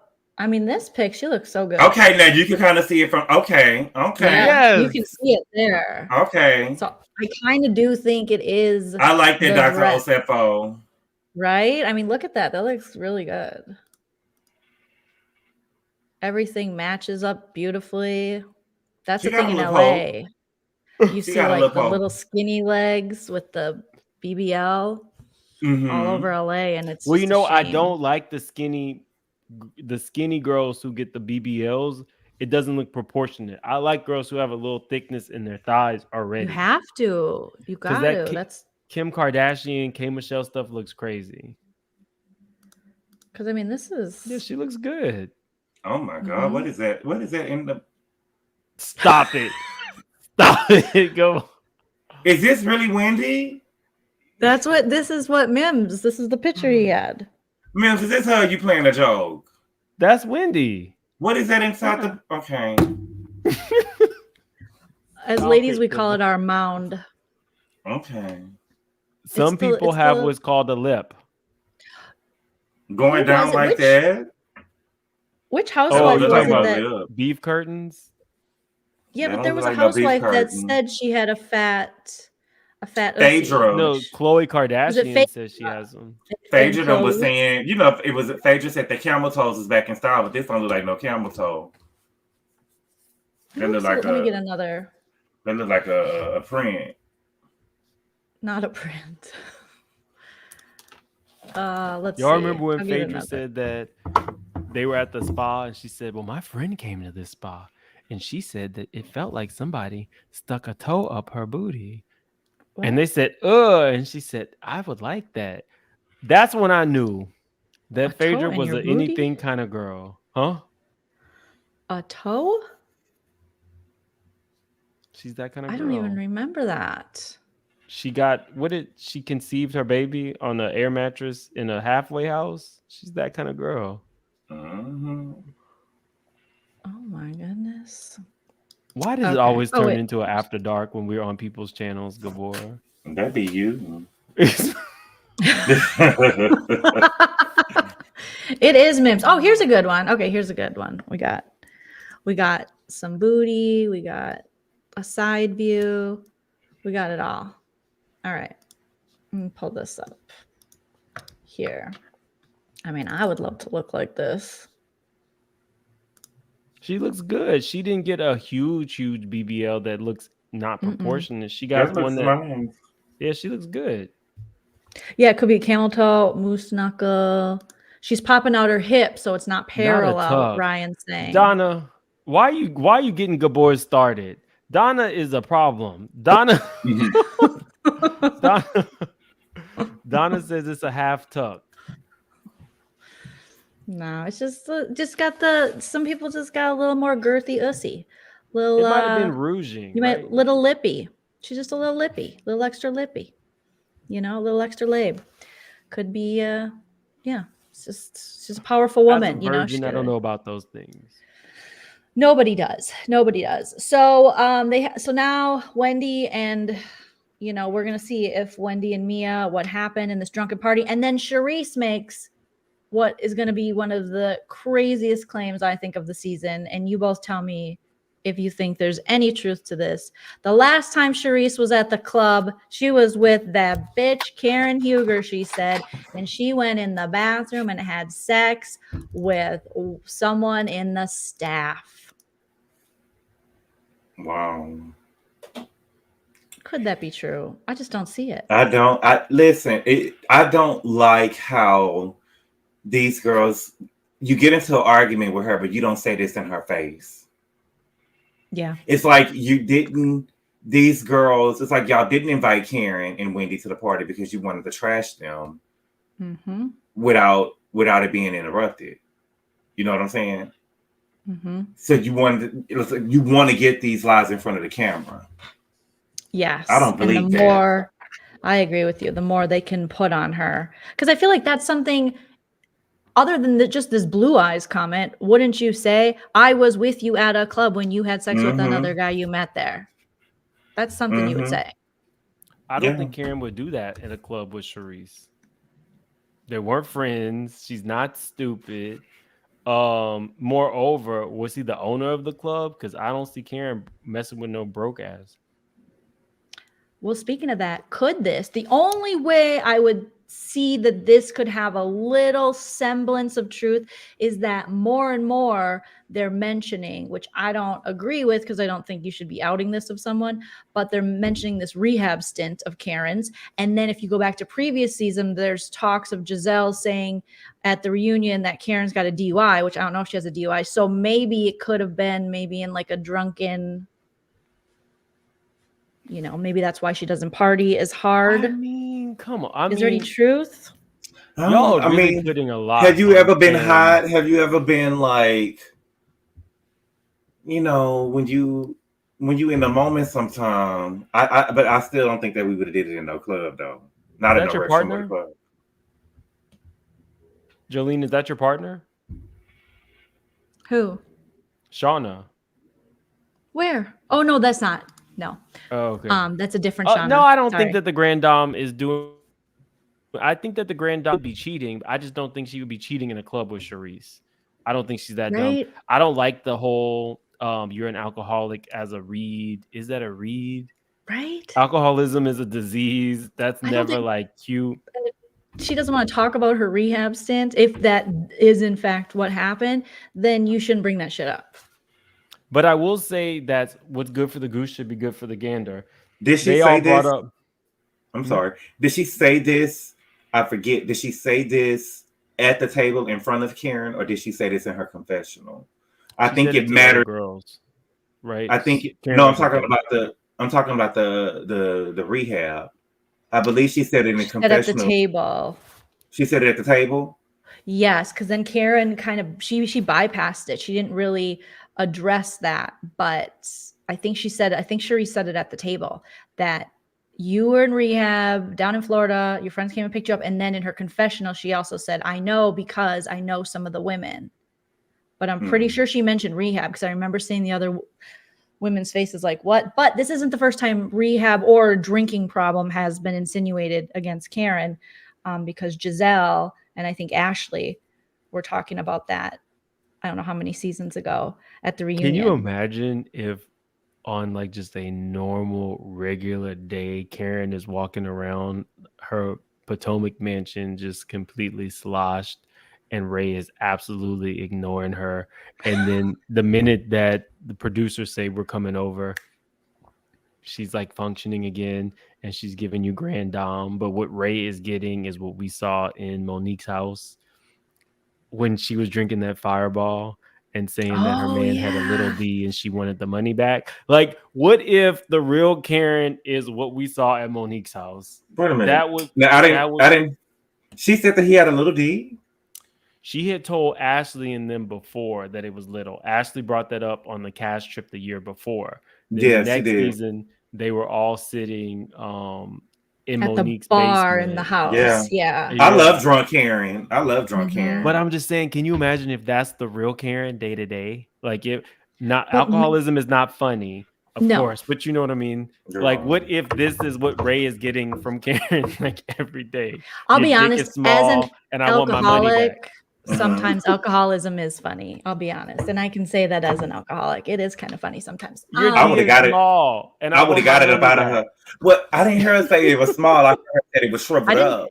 I didn't hear the small part either. Can't get it up. I remember her and Ashley, because that was when Ashley had called her a fake Tina nose, or a broke Tina nose. But I remember she was saying that she didn't like to suck it because it was so shriveled up, and it was, you know, she hated having sex with him. Which is probably when she was going to the Black Caucus to find him. When she was finding herself a Black Bill Gates, it was fine. But see, if I were, to me, I would have never said that. If someone told me that about their spouse, I would have never brought it up unless they just really pissed me off. Unless they told something that I told, you know what I'm saying? It just would have never came up, especially in front of on camera. But Karen probably is one of those drunks, because I was too, where I say shit I wasn't supposed to say. If you told me a secret, I was going to say it. If there was something about you that was just between us, when I'm drunk, I'm going to tell everybody and think this is just the time to talk about it. And that's what it seemed like when she was drinking, which makes sense why she is a little more guarded, because she has, you know, she's an older lady, you know, so she has experience of probably doing this. And so she's kind of watching herself, because how many times have we seen Karen Huger drunk on the show? I don't know, but drunk Karen was fun. Yeah, I mean, I think that was the first time. That was the first time we saw her toe up. She was toe up when she was saying, "I want my money back." Did we call her Curran? That's what Ashley was like. Kern. That's Curran. Just Kurn. Kern. Kern. I will say Fireball is a hell of a drug. One of my best friends had come over for one of my birthday parties, and he brought Fireball, which I don't drink. So it was literally just him drinking this Fireball all night. By the end of the night, he was tore up, and we were like, okay, you can't drive home. He sat on my couch and was like, just completely straight face. Y'all are victimizing me. Everybody was like, huh? I feel personally victimized right now, and I would like my car keys. And of course, we couldn't, like, he was messed up. And when I went and found the bottle, he completely had taken almost all of this whole Fireball bottle on his own, because it's not a strong drink, but it just kind of like sneaks up on you. They did the same thing on Orange County. That night that they had that van ride from hell. Or no, they're talking about when they tried to set up Gretchen with. No, they were setting up Kelly. They were giving her Fireball. Yes, that was Fireball shots. It'll take you some places. Sounds like Kelly might be coming back. Thoughts? I don't watch OC. Do you watch OC, Gabor? Mm-mm. Which franchises? Do you watch Potomac, Beverly Hills? I watch Potomac, Beverly Hills, Atlanta, Miami, and Newly Miami. Oh my God. This Miami season is so fucking good. Yes. But I want to strangle Lenny and drag him with a Jeep Grand Cherokee, like through the street. Really? I hate him. Oh my God, Gabor. He is, I mean, I understand that Lisa's kind of like what you signed up for, I guess, sort of. But also after all, like just like the abusive language through the years of how I feel like he's spoken to her, and he did like a build a wife on her, and the shame he put around her with the kids, only to then leave her for like a baby gap chick. It's just the disrespect. But he told her to go get him some strawberries, peanut butters, and bananas. He gave her the grocery list after he cheated on her and wants to kick her out of her house. I mean, Lenny, I feel like what a dirtbag. I like Lisa from the very beginning, but I do think that what he should have done was just in the relationship, like before they had the kids, just end it and say, this isn't necessarily what I want. But I do think that Lisa, if what he said was true, didn't want to hang out with him, didn't want to do it. Like he's going, you have a $50 million home. All you're doing is just spending money. Like you have nothing else to do during the day. The kids have nannies. Something in me just says that I believe that Lisa is just as vacant as she, you know, is on the show. Her life was shopping. He says she would go out to party at night without him, so it would just be him, the nannies, and the kids. I feel like she was a part of the problem as well. You're spending $50,000 of his money or their money on a penthouse last season for the girls to go sleep in for one night. $50,000 just for that. And your focus isn't the marriage. Your focus is staying in the house because that's the lifestyle that you want to remain in. You know what? I think that Lisa was a good time girl. She was a bottle girl.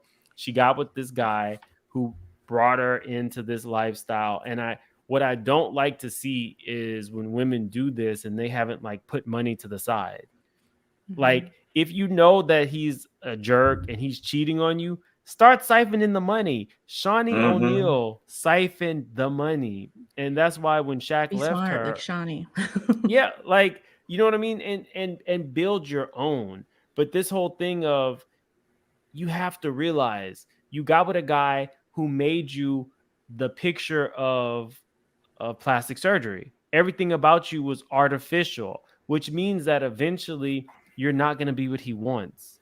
So use him before he can use you. And that's my problem I have with Lisa. You're exactly right, because it is a transactional, these relationships that the housewives have when they marry an older rich man, and what they're bringing is the beauty and the youth. So it's your job to stay beautiful and young, which you can't do forever. So ultimately there's a shelf life to it. And it's the guy's job to keep the money coming, because no one's going to have sex with you, Lenny, unless you have all this money. And what Lisa would have been smarter for her to do is to, take some more responsibility for just knowing that this was going to have a shelf life. But maybe she really thought, because I mean, I think a lot of people are in denial in the housewives world with their age. He cheated on her with Morgan from Bad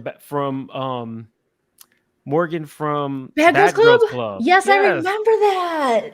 But it's like she's sitting up here. I can't believe he's doing it. It's like, I can't believe that he's doing this, girl. He's doing it. And the crazy thing about it, that what is mind-boggling to me is that you have at least 3 women who have went through a divorce with powerful men with money before, and they're trying to make sure that you're good, and you're still sitting around them like, oh my God, I can't, girl, he's doing it, girl. We trying to make sure you okay. You can cry about it later, but we need to make sure that your finances and stuff are straight.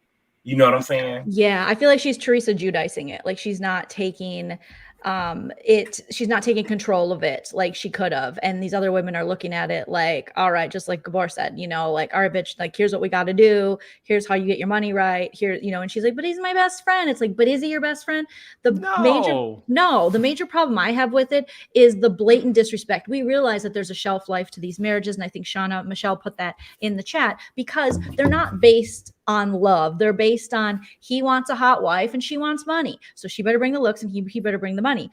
But I think the blatant public disrespect of like, it's one thing. We know but now you have kids involved. So don't be such a freaking cock about it where you're out. You got young kids too. You shouldn't have that much time to be dipping your dick in all these, young Instagram models. You should be more focused on your kids. You should have got out of that marriage first before you ever started a relationship. It just seems like he's playing these like unnecessary psychological games with her that come off as abusive, which makes you cheer for Lisa, because that they didn't have a good relationship anyways.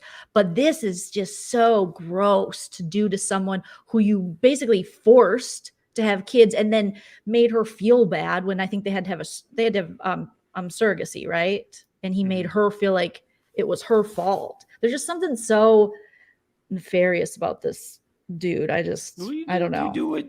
You siphon money off and you do what Karen does. Get you a blue eyes. It's not like rocket science, people. I do think that Lisa probably just is not a very cerebral person. And so what I don't like is when somebody who did not come from anything gets very accustomed from money, and then they just think that money is just flippant, right? Mm-hmm. You were a bottle service girl. And now you're saying, because he said, I'll put you in, I think it was like a $4 or $5 million home. I will put you and the kids in this $4 or $5 million home. And she's like, that's not good enough. I agree with her though. $4 to $5 million home. Yeah, that's I'm not leaving. I'm not leaving. You're leaving. Yes, exactly. So let's talk mansions, right? So let's say you have a $40 to $50 mansion in Star Island. You have taxes on that home, right? So what are taxes on a $4 to $5 million home? What, 5, 6, 7, 800,000 a year, maybe $1 million? Then you have upkeep of that mansion. So you need a mansion staff. You have light bills. That's $10, $12, $15,000 a month. You have there are things that you can't afford. He will. Yeah, he would have to when he pays out, right, Gabor? Yes, he would. I think that he had an ironclad prenup, and I don't think she's gonna get the money that she thought she might get. But she might get child support. Probably a deal breaker. Most of them. And she has her in Florida, the house from what they were saying on the show, the house that they live in with the marriage, if they got married and if they was living there with the children, he would have to upkeep that house.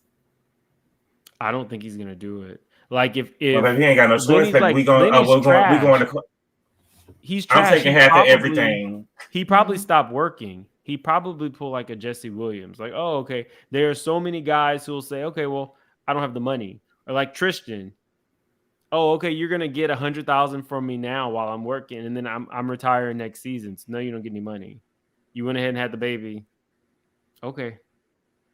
But Tristan would have been playing if he was still that good. Tristan wasn't, you know what I'm saying? Tristan wasn't really, we only know Tristan because he was on the team with LeBron. Jesse Williams didn't want to pay the alimony and all that because he was paying a boatload of money.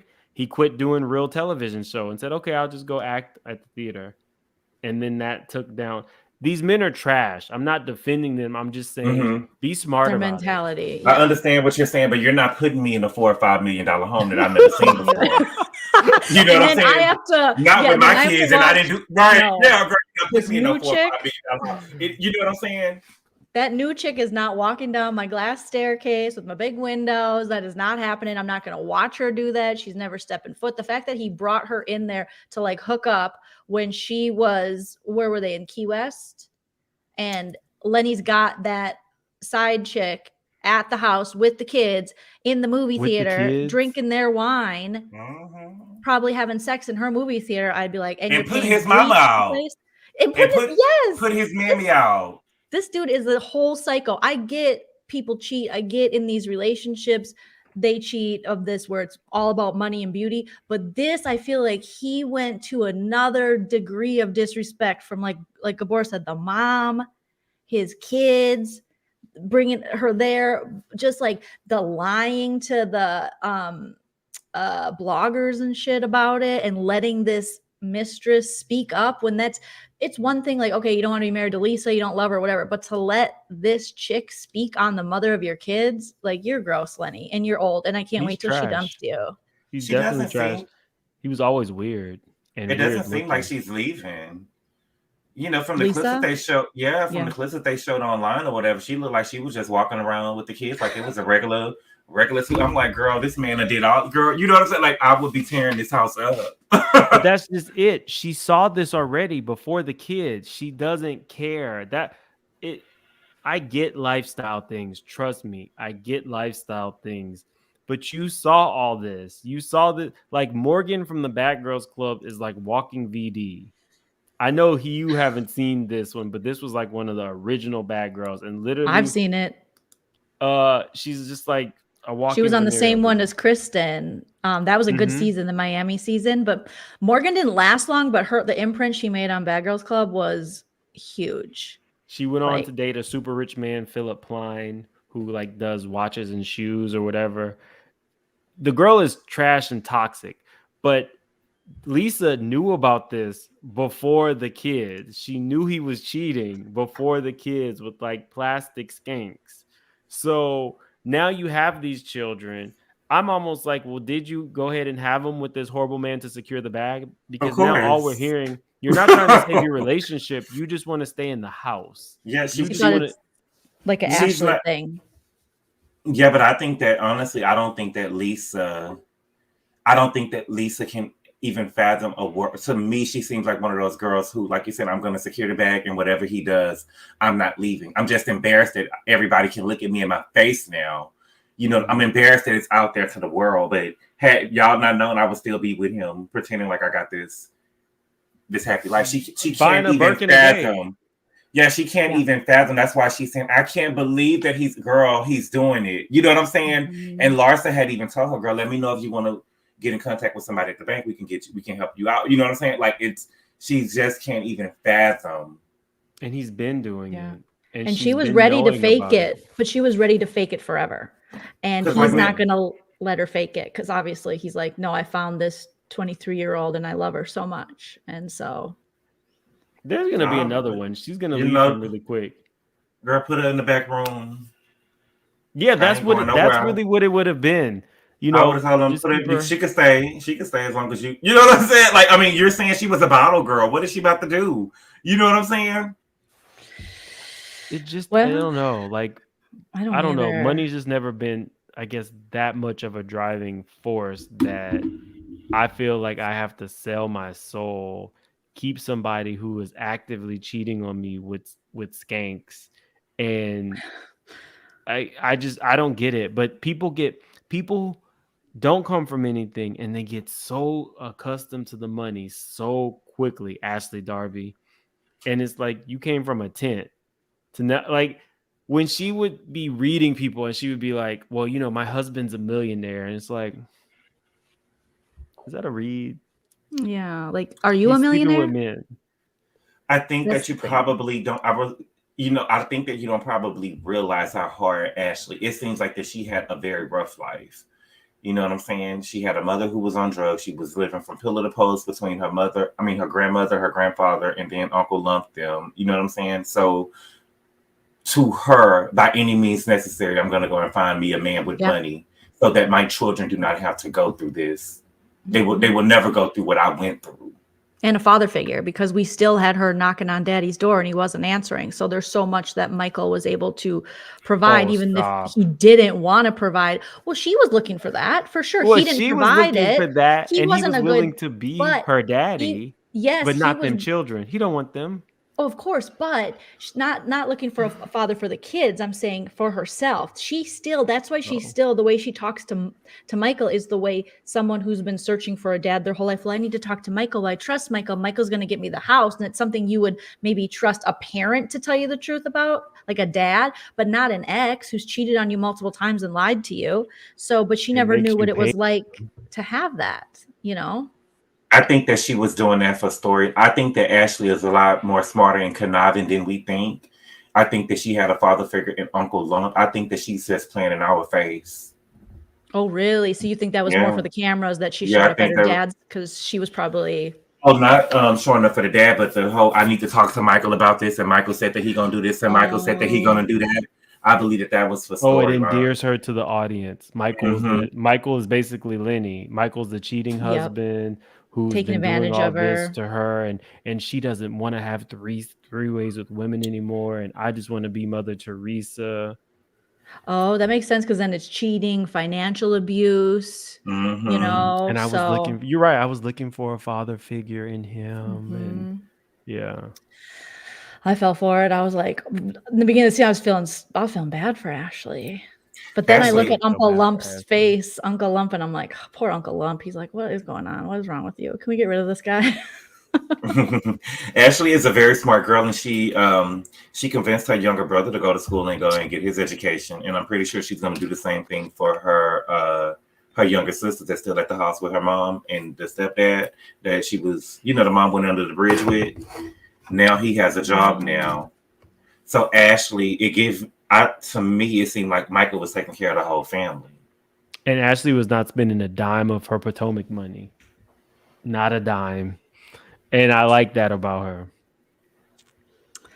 Well, it sounds like she treated it like the business it is. Like those type of marriages are a business. It's a transactional relationship. If one gets ugly or old or one loses the money, the relationship's over. What do you mean it sounds like? She told us that season 2 at the restaurant. She said, if you shut down this restaurant right now, the marriage is over. That's all we need. Well, could you blame her? I mean, that was crazy. Who goes to an Australian? What is an Australian restaurant? Australian cuisine, girl. What is that?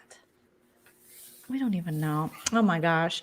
Well, I could keep you two here all night because I love hearing from you guys. But thanks for joining me, and thanks for picking up the link, Gabor. No problemo. Really liked this episode of Potomac, and I'm excited for next week's because I want to know whose box got eaten or who's going to be accused of eating the box. Oh my god. Any closing thoughts? Do you guys have any predictions, or do you know any inside scoop of what's going to happen next week? Or I just love that Karen had the balls to look Robyn in her face and tell her, girl, you don't like me because your man won't me. You don't like me. Your man want me, and you know it. That's why you don't like me. So tell the girls why you don't like me. I think I have a clip of that. Let me see if this one's it. This is why you don't like me. Can you tell them why you don't like me? Because your man does. How about that? I love it. Me too. It was hilarious. With the wig sliding down and everything. With the wig falling off her face. So good. I wish that she would have thrown in because I'm feminine.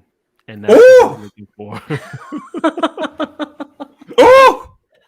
Gabor, do you think Jacqueline's going to be a full-time housewife next Absolutely not. She can't even say every time. To me, it seems like she's starting with Mia. Mia say something to her and she want to get up and run off and cry. Girl, sit down and fight. Are y'all going to Outback tonight? I think your husband is hungry. Did he say Outback in the chat? Yeah. Prediction, Joleen will eat at Outback. He's at work. We can't eat. Oh. He pre-made me a bunch of shrimp, so I'll be having some shrimp. Yeah, this is Jacqueline now, but I feel like she's gonna get stronger. I thought that was Meghan Markle. She looks beautiful. Stronger. She does look beautiful. She looks beautiful. But she was crying. She's a beautiful one. She started it. She told me and my mom took you in, and Mia said, well, I was with your mom for Mother's Day. Where were you? And now you're going to start crying. Girl, you started with her. But she did throw her mom in her face, but she did bring her mom up. So I wish she would have said, and I was with yours, Mia. Oh, what crack house was that at? Bitch said I was serving at the soup kitchen, and your mom came. Oh no. I would be Karen. If I had to be on this show, I wouldn't care. You do something to me, I'm gonna try to like take your head off. Like yes, I would, but I love that Karen had though. Can you play it again, Joleen? I will never get over that, baby. The balls that she had to tell her, girl, that's why you don't like me. Yes. Robyn, I could teach you how to be a woman. Play it again. This is why you don't like me. Can you tell them why you don't like me? Because your man does. How about that? How about that? How about that? Because your man does. This felt like old times. I know. We have to. I mean, I feel like the three of us should talk Miami sometime. I might invite you guys on. We definitely should, because I love to see money. I know. Well, maybe Listen, if I can get on you, I know you guys are busy, but get on you guys' calendars every now and then. We can talk some Miami, some housewives. I'll shoot you an invite and we can just I'm not shit gonna lie. talk it all. I've only seen clips of Miami this season. What? You gotta watch the episodes. I don't have the time. So, Jolene, I don't like Kiki. I don't like Kiki. And Gertie is messy. I do like Kiki because I think she's funny. I laugh a lot at her confessionals. You don't think she's funny? No. No. I think she's What is pretty. it about her? No, I just think that I've only started watching this season, so I don't know. I don't have any. I don't know what happened in the first 5 seasons. Is this season 5? I don't know what happened in the first 4 seasons. She only came last season. She just came last season, and she wasn't like that big. Didn't have that big of a role. So I think this is the first season where she's an actual housewife, right? So no, she's a housewife? She's a friend. Yeah, she's still a friend. She feels like an actual housewife to me because she's been in quite a few fights. She gets a lot of confessionals. She doesn't not show her showing lifestyle. Nothing. She's only a friend. So I really like everybody. I really like everybody on the show. I don't think that I like Kiki, but I love Alexia. I love Alexia.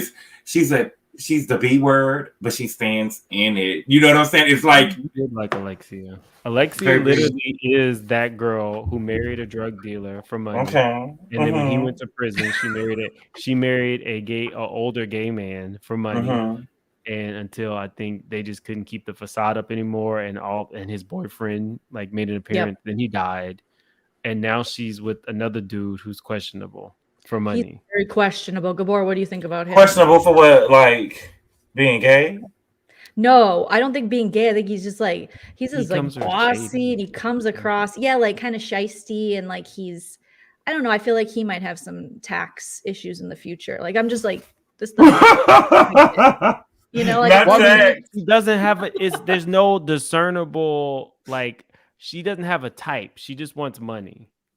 And I'm just like, so what I don't know. He gives me sleazy like Teresa's husband. Sleazy, yes, you are 100% right. And I feel like Alexia really trusts him because she wants this love, this third time to really be it. And then losing her mother on her wedding day. Well, I think Alexia's at the point now she wants a partner because she's never really had a partner. But I don't think he's the one. What I love about the show is they got real tea. Right. So when Alexia had told Adriana that her man was married and she went and asked him on the phone, he said that he was separated at first, because Alexia was like, oh no, he's not divorced. He's still, it was Alexia true. looked up on her phone. She was like, it says right here, according to blank and blank county, he is in fact married. Like right at the and yet your man had a gay lover. Who was? But we talking about your man being married though. I knew what I was getting into. At the same restaurants with you. And then when Larsa had told Julia, girl, I heard that she was over there with a man at the 4 Seasons getting tongued down, baby. That you ain't no real stud. And it was true. So I believe that Nicole had been messing with a couple of doctors. Do you believe that Nicole was messing with some doctors? No, that part pisses me off because I feel as though she wasn't. And I think I think Larsa's doing a good job producing, but there are some things where I feel as though, again, the other doctor on the show, they're just throwing out, she's got to be a skank. And you got to work so hard to be a doctor of anesthesiology. Like, holy shit. I don't think she would waste her time like banging those dudes. And I think that's something Larsa would throw out at her. Not at least 2. You don't think she messed with at least 2 doctors? I think she at least married. I believe that she messed with at least 2. I don't think she was messing with the doctors, but I do think that she's. I watched Grey's Anatomy. She said a lot, right? When you watch Grey's Anatomy, I watched Grey's Anatomy. I seen you seen the officer in Tennessee that was messing with the whole police force. People mess with their coworkers now. I'm not saying that she don't mess with every doctor, but she done mess with at least 1 or 2 now. Wendy and when the story gets back, it turns into all. You know what I'm saying? That's how it turns. I believe. She does come across like she was on the come up, and she married an a-hole. Like I don't like, and I do not Who? like elitist rich people. Who are you talking about? Nicole's husband. You He think gives Nicole's me husband's an a-hole. Yes, like when Lisa had a problem with her last year, Gabor, the problem was that Nicole and her husband had really been like looking down on the way Lisa decorated her home. Like, what? You're coming into this woman's mega mansion. Oh, they are a and little what you- bougie. They Yes, go like that- with their food and all that. Like they're like, like I they picked really that take up it when seriously. they asked the little boy, "What kind of car is that?" And he said, "It's a Ferrari." That's what it gives me. I still don't believe that she is out there banging doctors. I thought that was messy of Larsa to throw that on her. Larsa is Mia. Larsa wants everything that she does in her and she's Giselle in that way. Sexually liberated life. She wants everybody to have that. So if she then slept with a whole basketball team, she wants the rest of the cast to at least admit it to have sleeping with half so that it doesn't make her feel any kind of way. Because Larsa has really been around multiple blocks. Can we talk about how for sure Larsa, why wasn't it ever talked about this season that Larsa was for sure banging the dog whisperer guy? Michael Jordan, who had the Netflix show? No, that's not Michael Jordan's son, is it? The guy that had the Netflix show. Dating him now. He was like the dog trainer guy. She was and he had a Caesar show on, Milan. You know what I'm talking about, Gabor? No, not Caesar Milan. It's a younger version. Okay, so you know the guy that came this season, Gabor, to, and I don't know if you've seen this clip, Mims, to help train her dogs. Like she has, I think, 2 dogs, one like Labradoodle and something else. And her dog's misbehaving. So she flew the guy all the way out, but their chemistry, I was like, they are dating. And it was when in her storyline, she's talking about, being out there and who she's going to date. But I'm like, she's for sure. I got to look this dude up. I'll show you. Oh, because he's black and bald? No, their chemistry. Like I just read it. Like the way he was helping her film social media stuff. It was just like intimate shit that they were doing where I was like, ooh, they're definitely doing it in the mouth or the privates. Like they're for sure. Larsa gives me, she likes a little backdoor action. Oh my gosh. Oh, and what about now? What's her face getting a BBL after she ripped on Larsa's Adriana? Now Adriana she's gonna is go. so thirsty. She's thirsty. Yeah. Did you watch Keeping Up with the Kardashians, Joleen? Yes, but I'm not. Or have you seen a couple of episodes? Yeah, Larsa just walking around. She gives me this fake Kim Kardashian air about her. I just never seen it before. I used to watch Scottie Pippen growing up. I've seen Larsa a couple of times.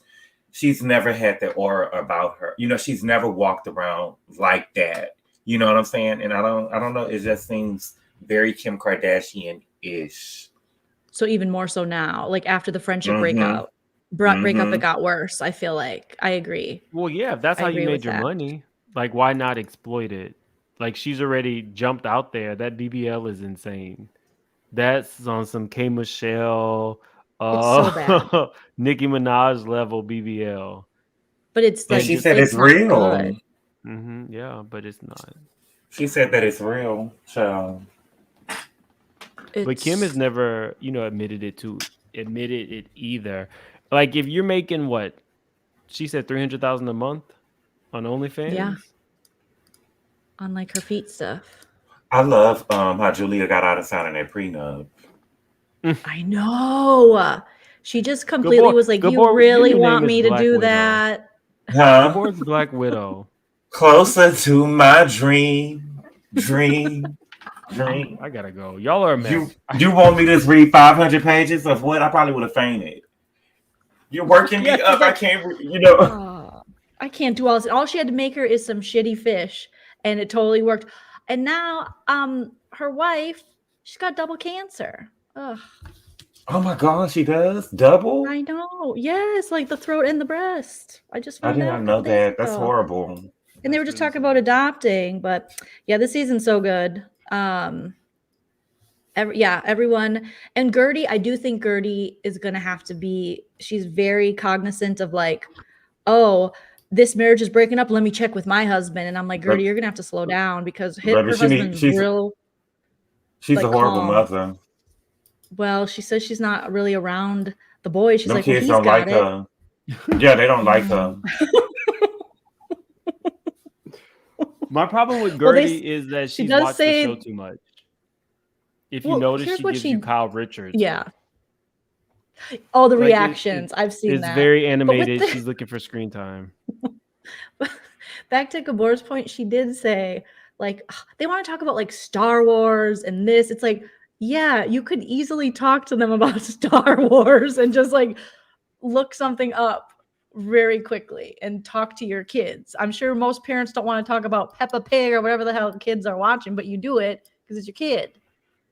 But I don't know. I think going to be on the come up. Who? I think Gertie's going to be on the come up probably if the show lasts a couple seasons because her house is more normal. She's one of the few that actually has like a real career. She's been in like Vogue and stuff like that for her interior design. So I could see her on the come up. She's already, to me, one of the prettier girls on the cast. I just need, she's being messy. The next thing I need from her is more lifestyle stuff. Like, I don't want to just see her working for the girls. Oh, she did this, and no, it's just her.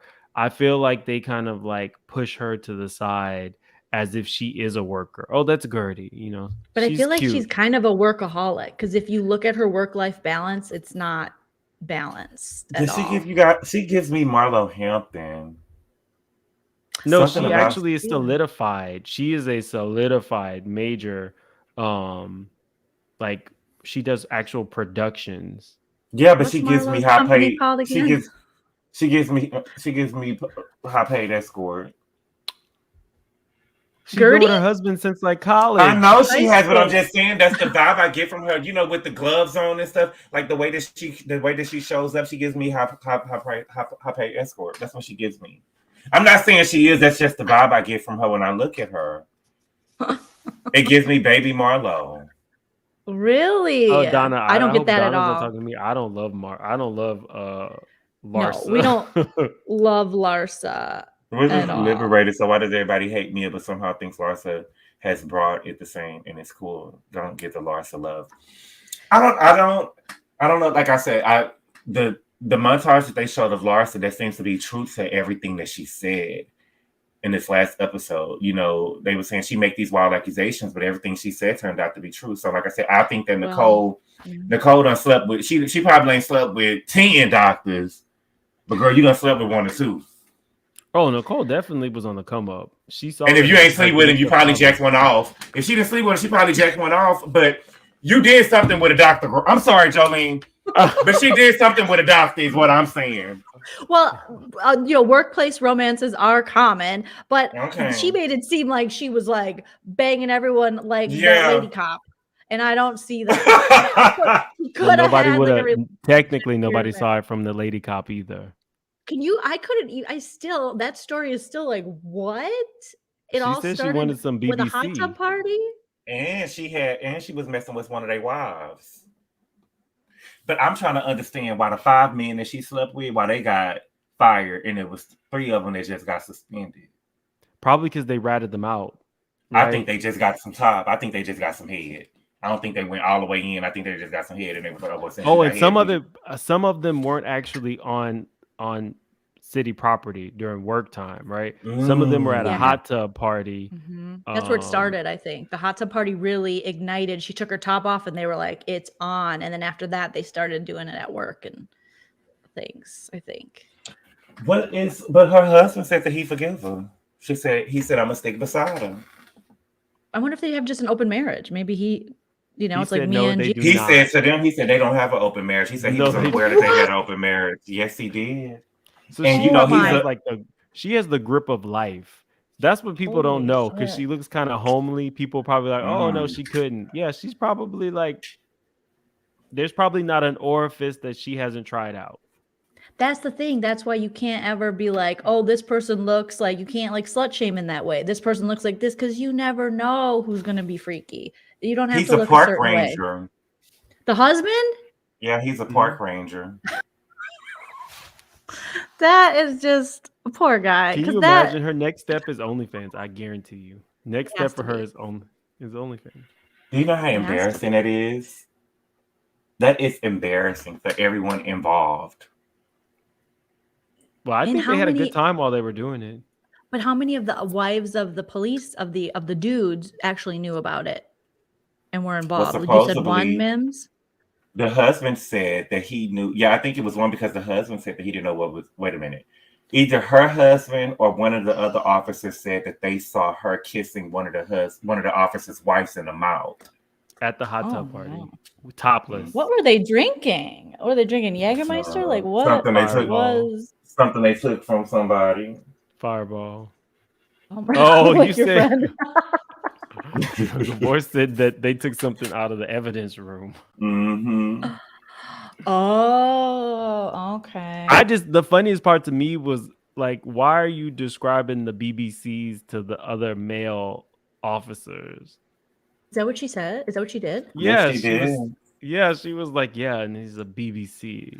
Okay, I just found a picture of her and the husband, and they probably wanted to kiss her in the. Oops, that's not it. That's Jacqueline. And they look like freaking fetuses. They look like babies, and they look really not sexy. Like you wouldn't think they would be like in all this. So the park ranger and the cop. So there's her and her husband.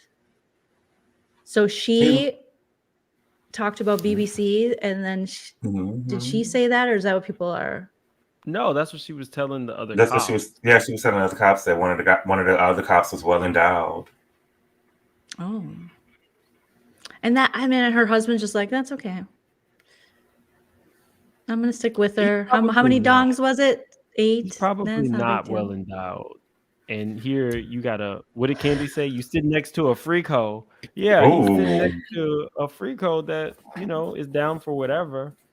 He probably wants to get in and try it out. He's got to be into something too, and maybe he just doesn't want to share that. My husband said they were drinking bubbly, so be careful when you're drinking bubbly because you're monetized. It's probably a COCKULD kind of situation. That's what I think happened. I think for all of those officers to be involved, I think that she probably told them how something. It would be like if a cold cuck reversed. If Chell was not well endowed and he wanted to see you with well endowed men, so he just watches you, and gets his kicks that way. Oh, if someone has like a micro peen, and they want to see. So they want to see their wife satisfy their wife. Yeah. So, but it doesn't even always have to be. It doesn't even always have to be that they're not well endowed. It could just be, the guys. What I'm thinking happened is that she told them about the BBC, and they wanted to watch her do it and kiss her in the mouth. Don't put that on the. I'm trying to keep you monetized. Is that a bad word? It's a very SEXUAL word. Sexual? Joleen is going to be Googling this. Oh. I just Googled it. Because I hear people called a cuck all the time. Like dudes call each other, hey, you're a cuck. And I always thought it was some kind of political thing, like how they talk about like liberal men or whatever. A man whose wife is sexually unfaithful, regarded as an object of derision. What? Of a man make a cuckold. Oops, I already said it. By having a sexual relationship with his wife. Okay.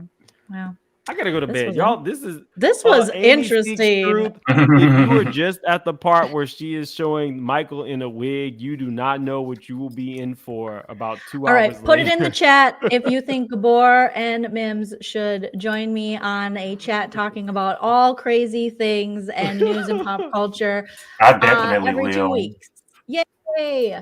Gabor's in. Oh Lord. Bi-weekly. Me and Gabor are in. Mims, your turn. As the resident virgin, I don't know that I could be on these After Dark episodes, Joleen. We'll make them earlier. Everyone says you're the one who know. You're the one that's more experienced than everybody else. You're the one who's teaching us the words. You sleut. You sleuter. Well, this was really fun, you guys. I have a 4 This was a.m. fun. wake-up call. I'll end it so that everyone can go to bed. Thank you guys. Don't forget to smash the like. Let us know in the comments everything you think. Thank you for the super chats and all of your comments. Thank you to Make It Make Sense and Andrew Gabor. Make sure you're subbed to them. I'll make sure their links are in the description of this video after it posts. Good night, everyone. If you like what you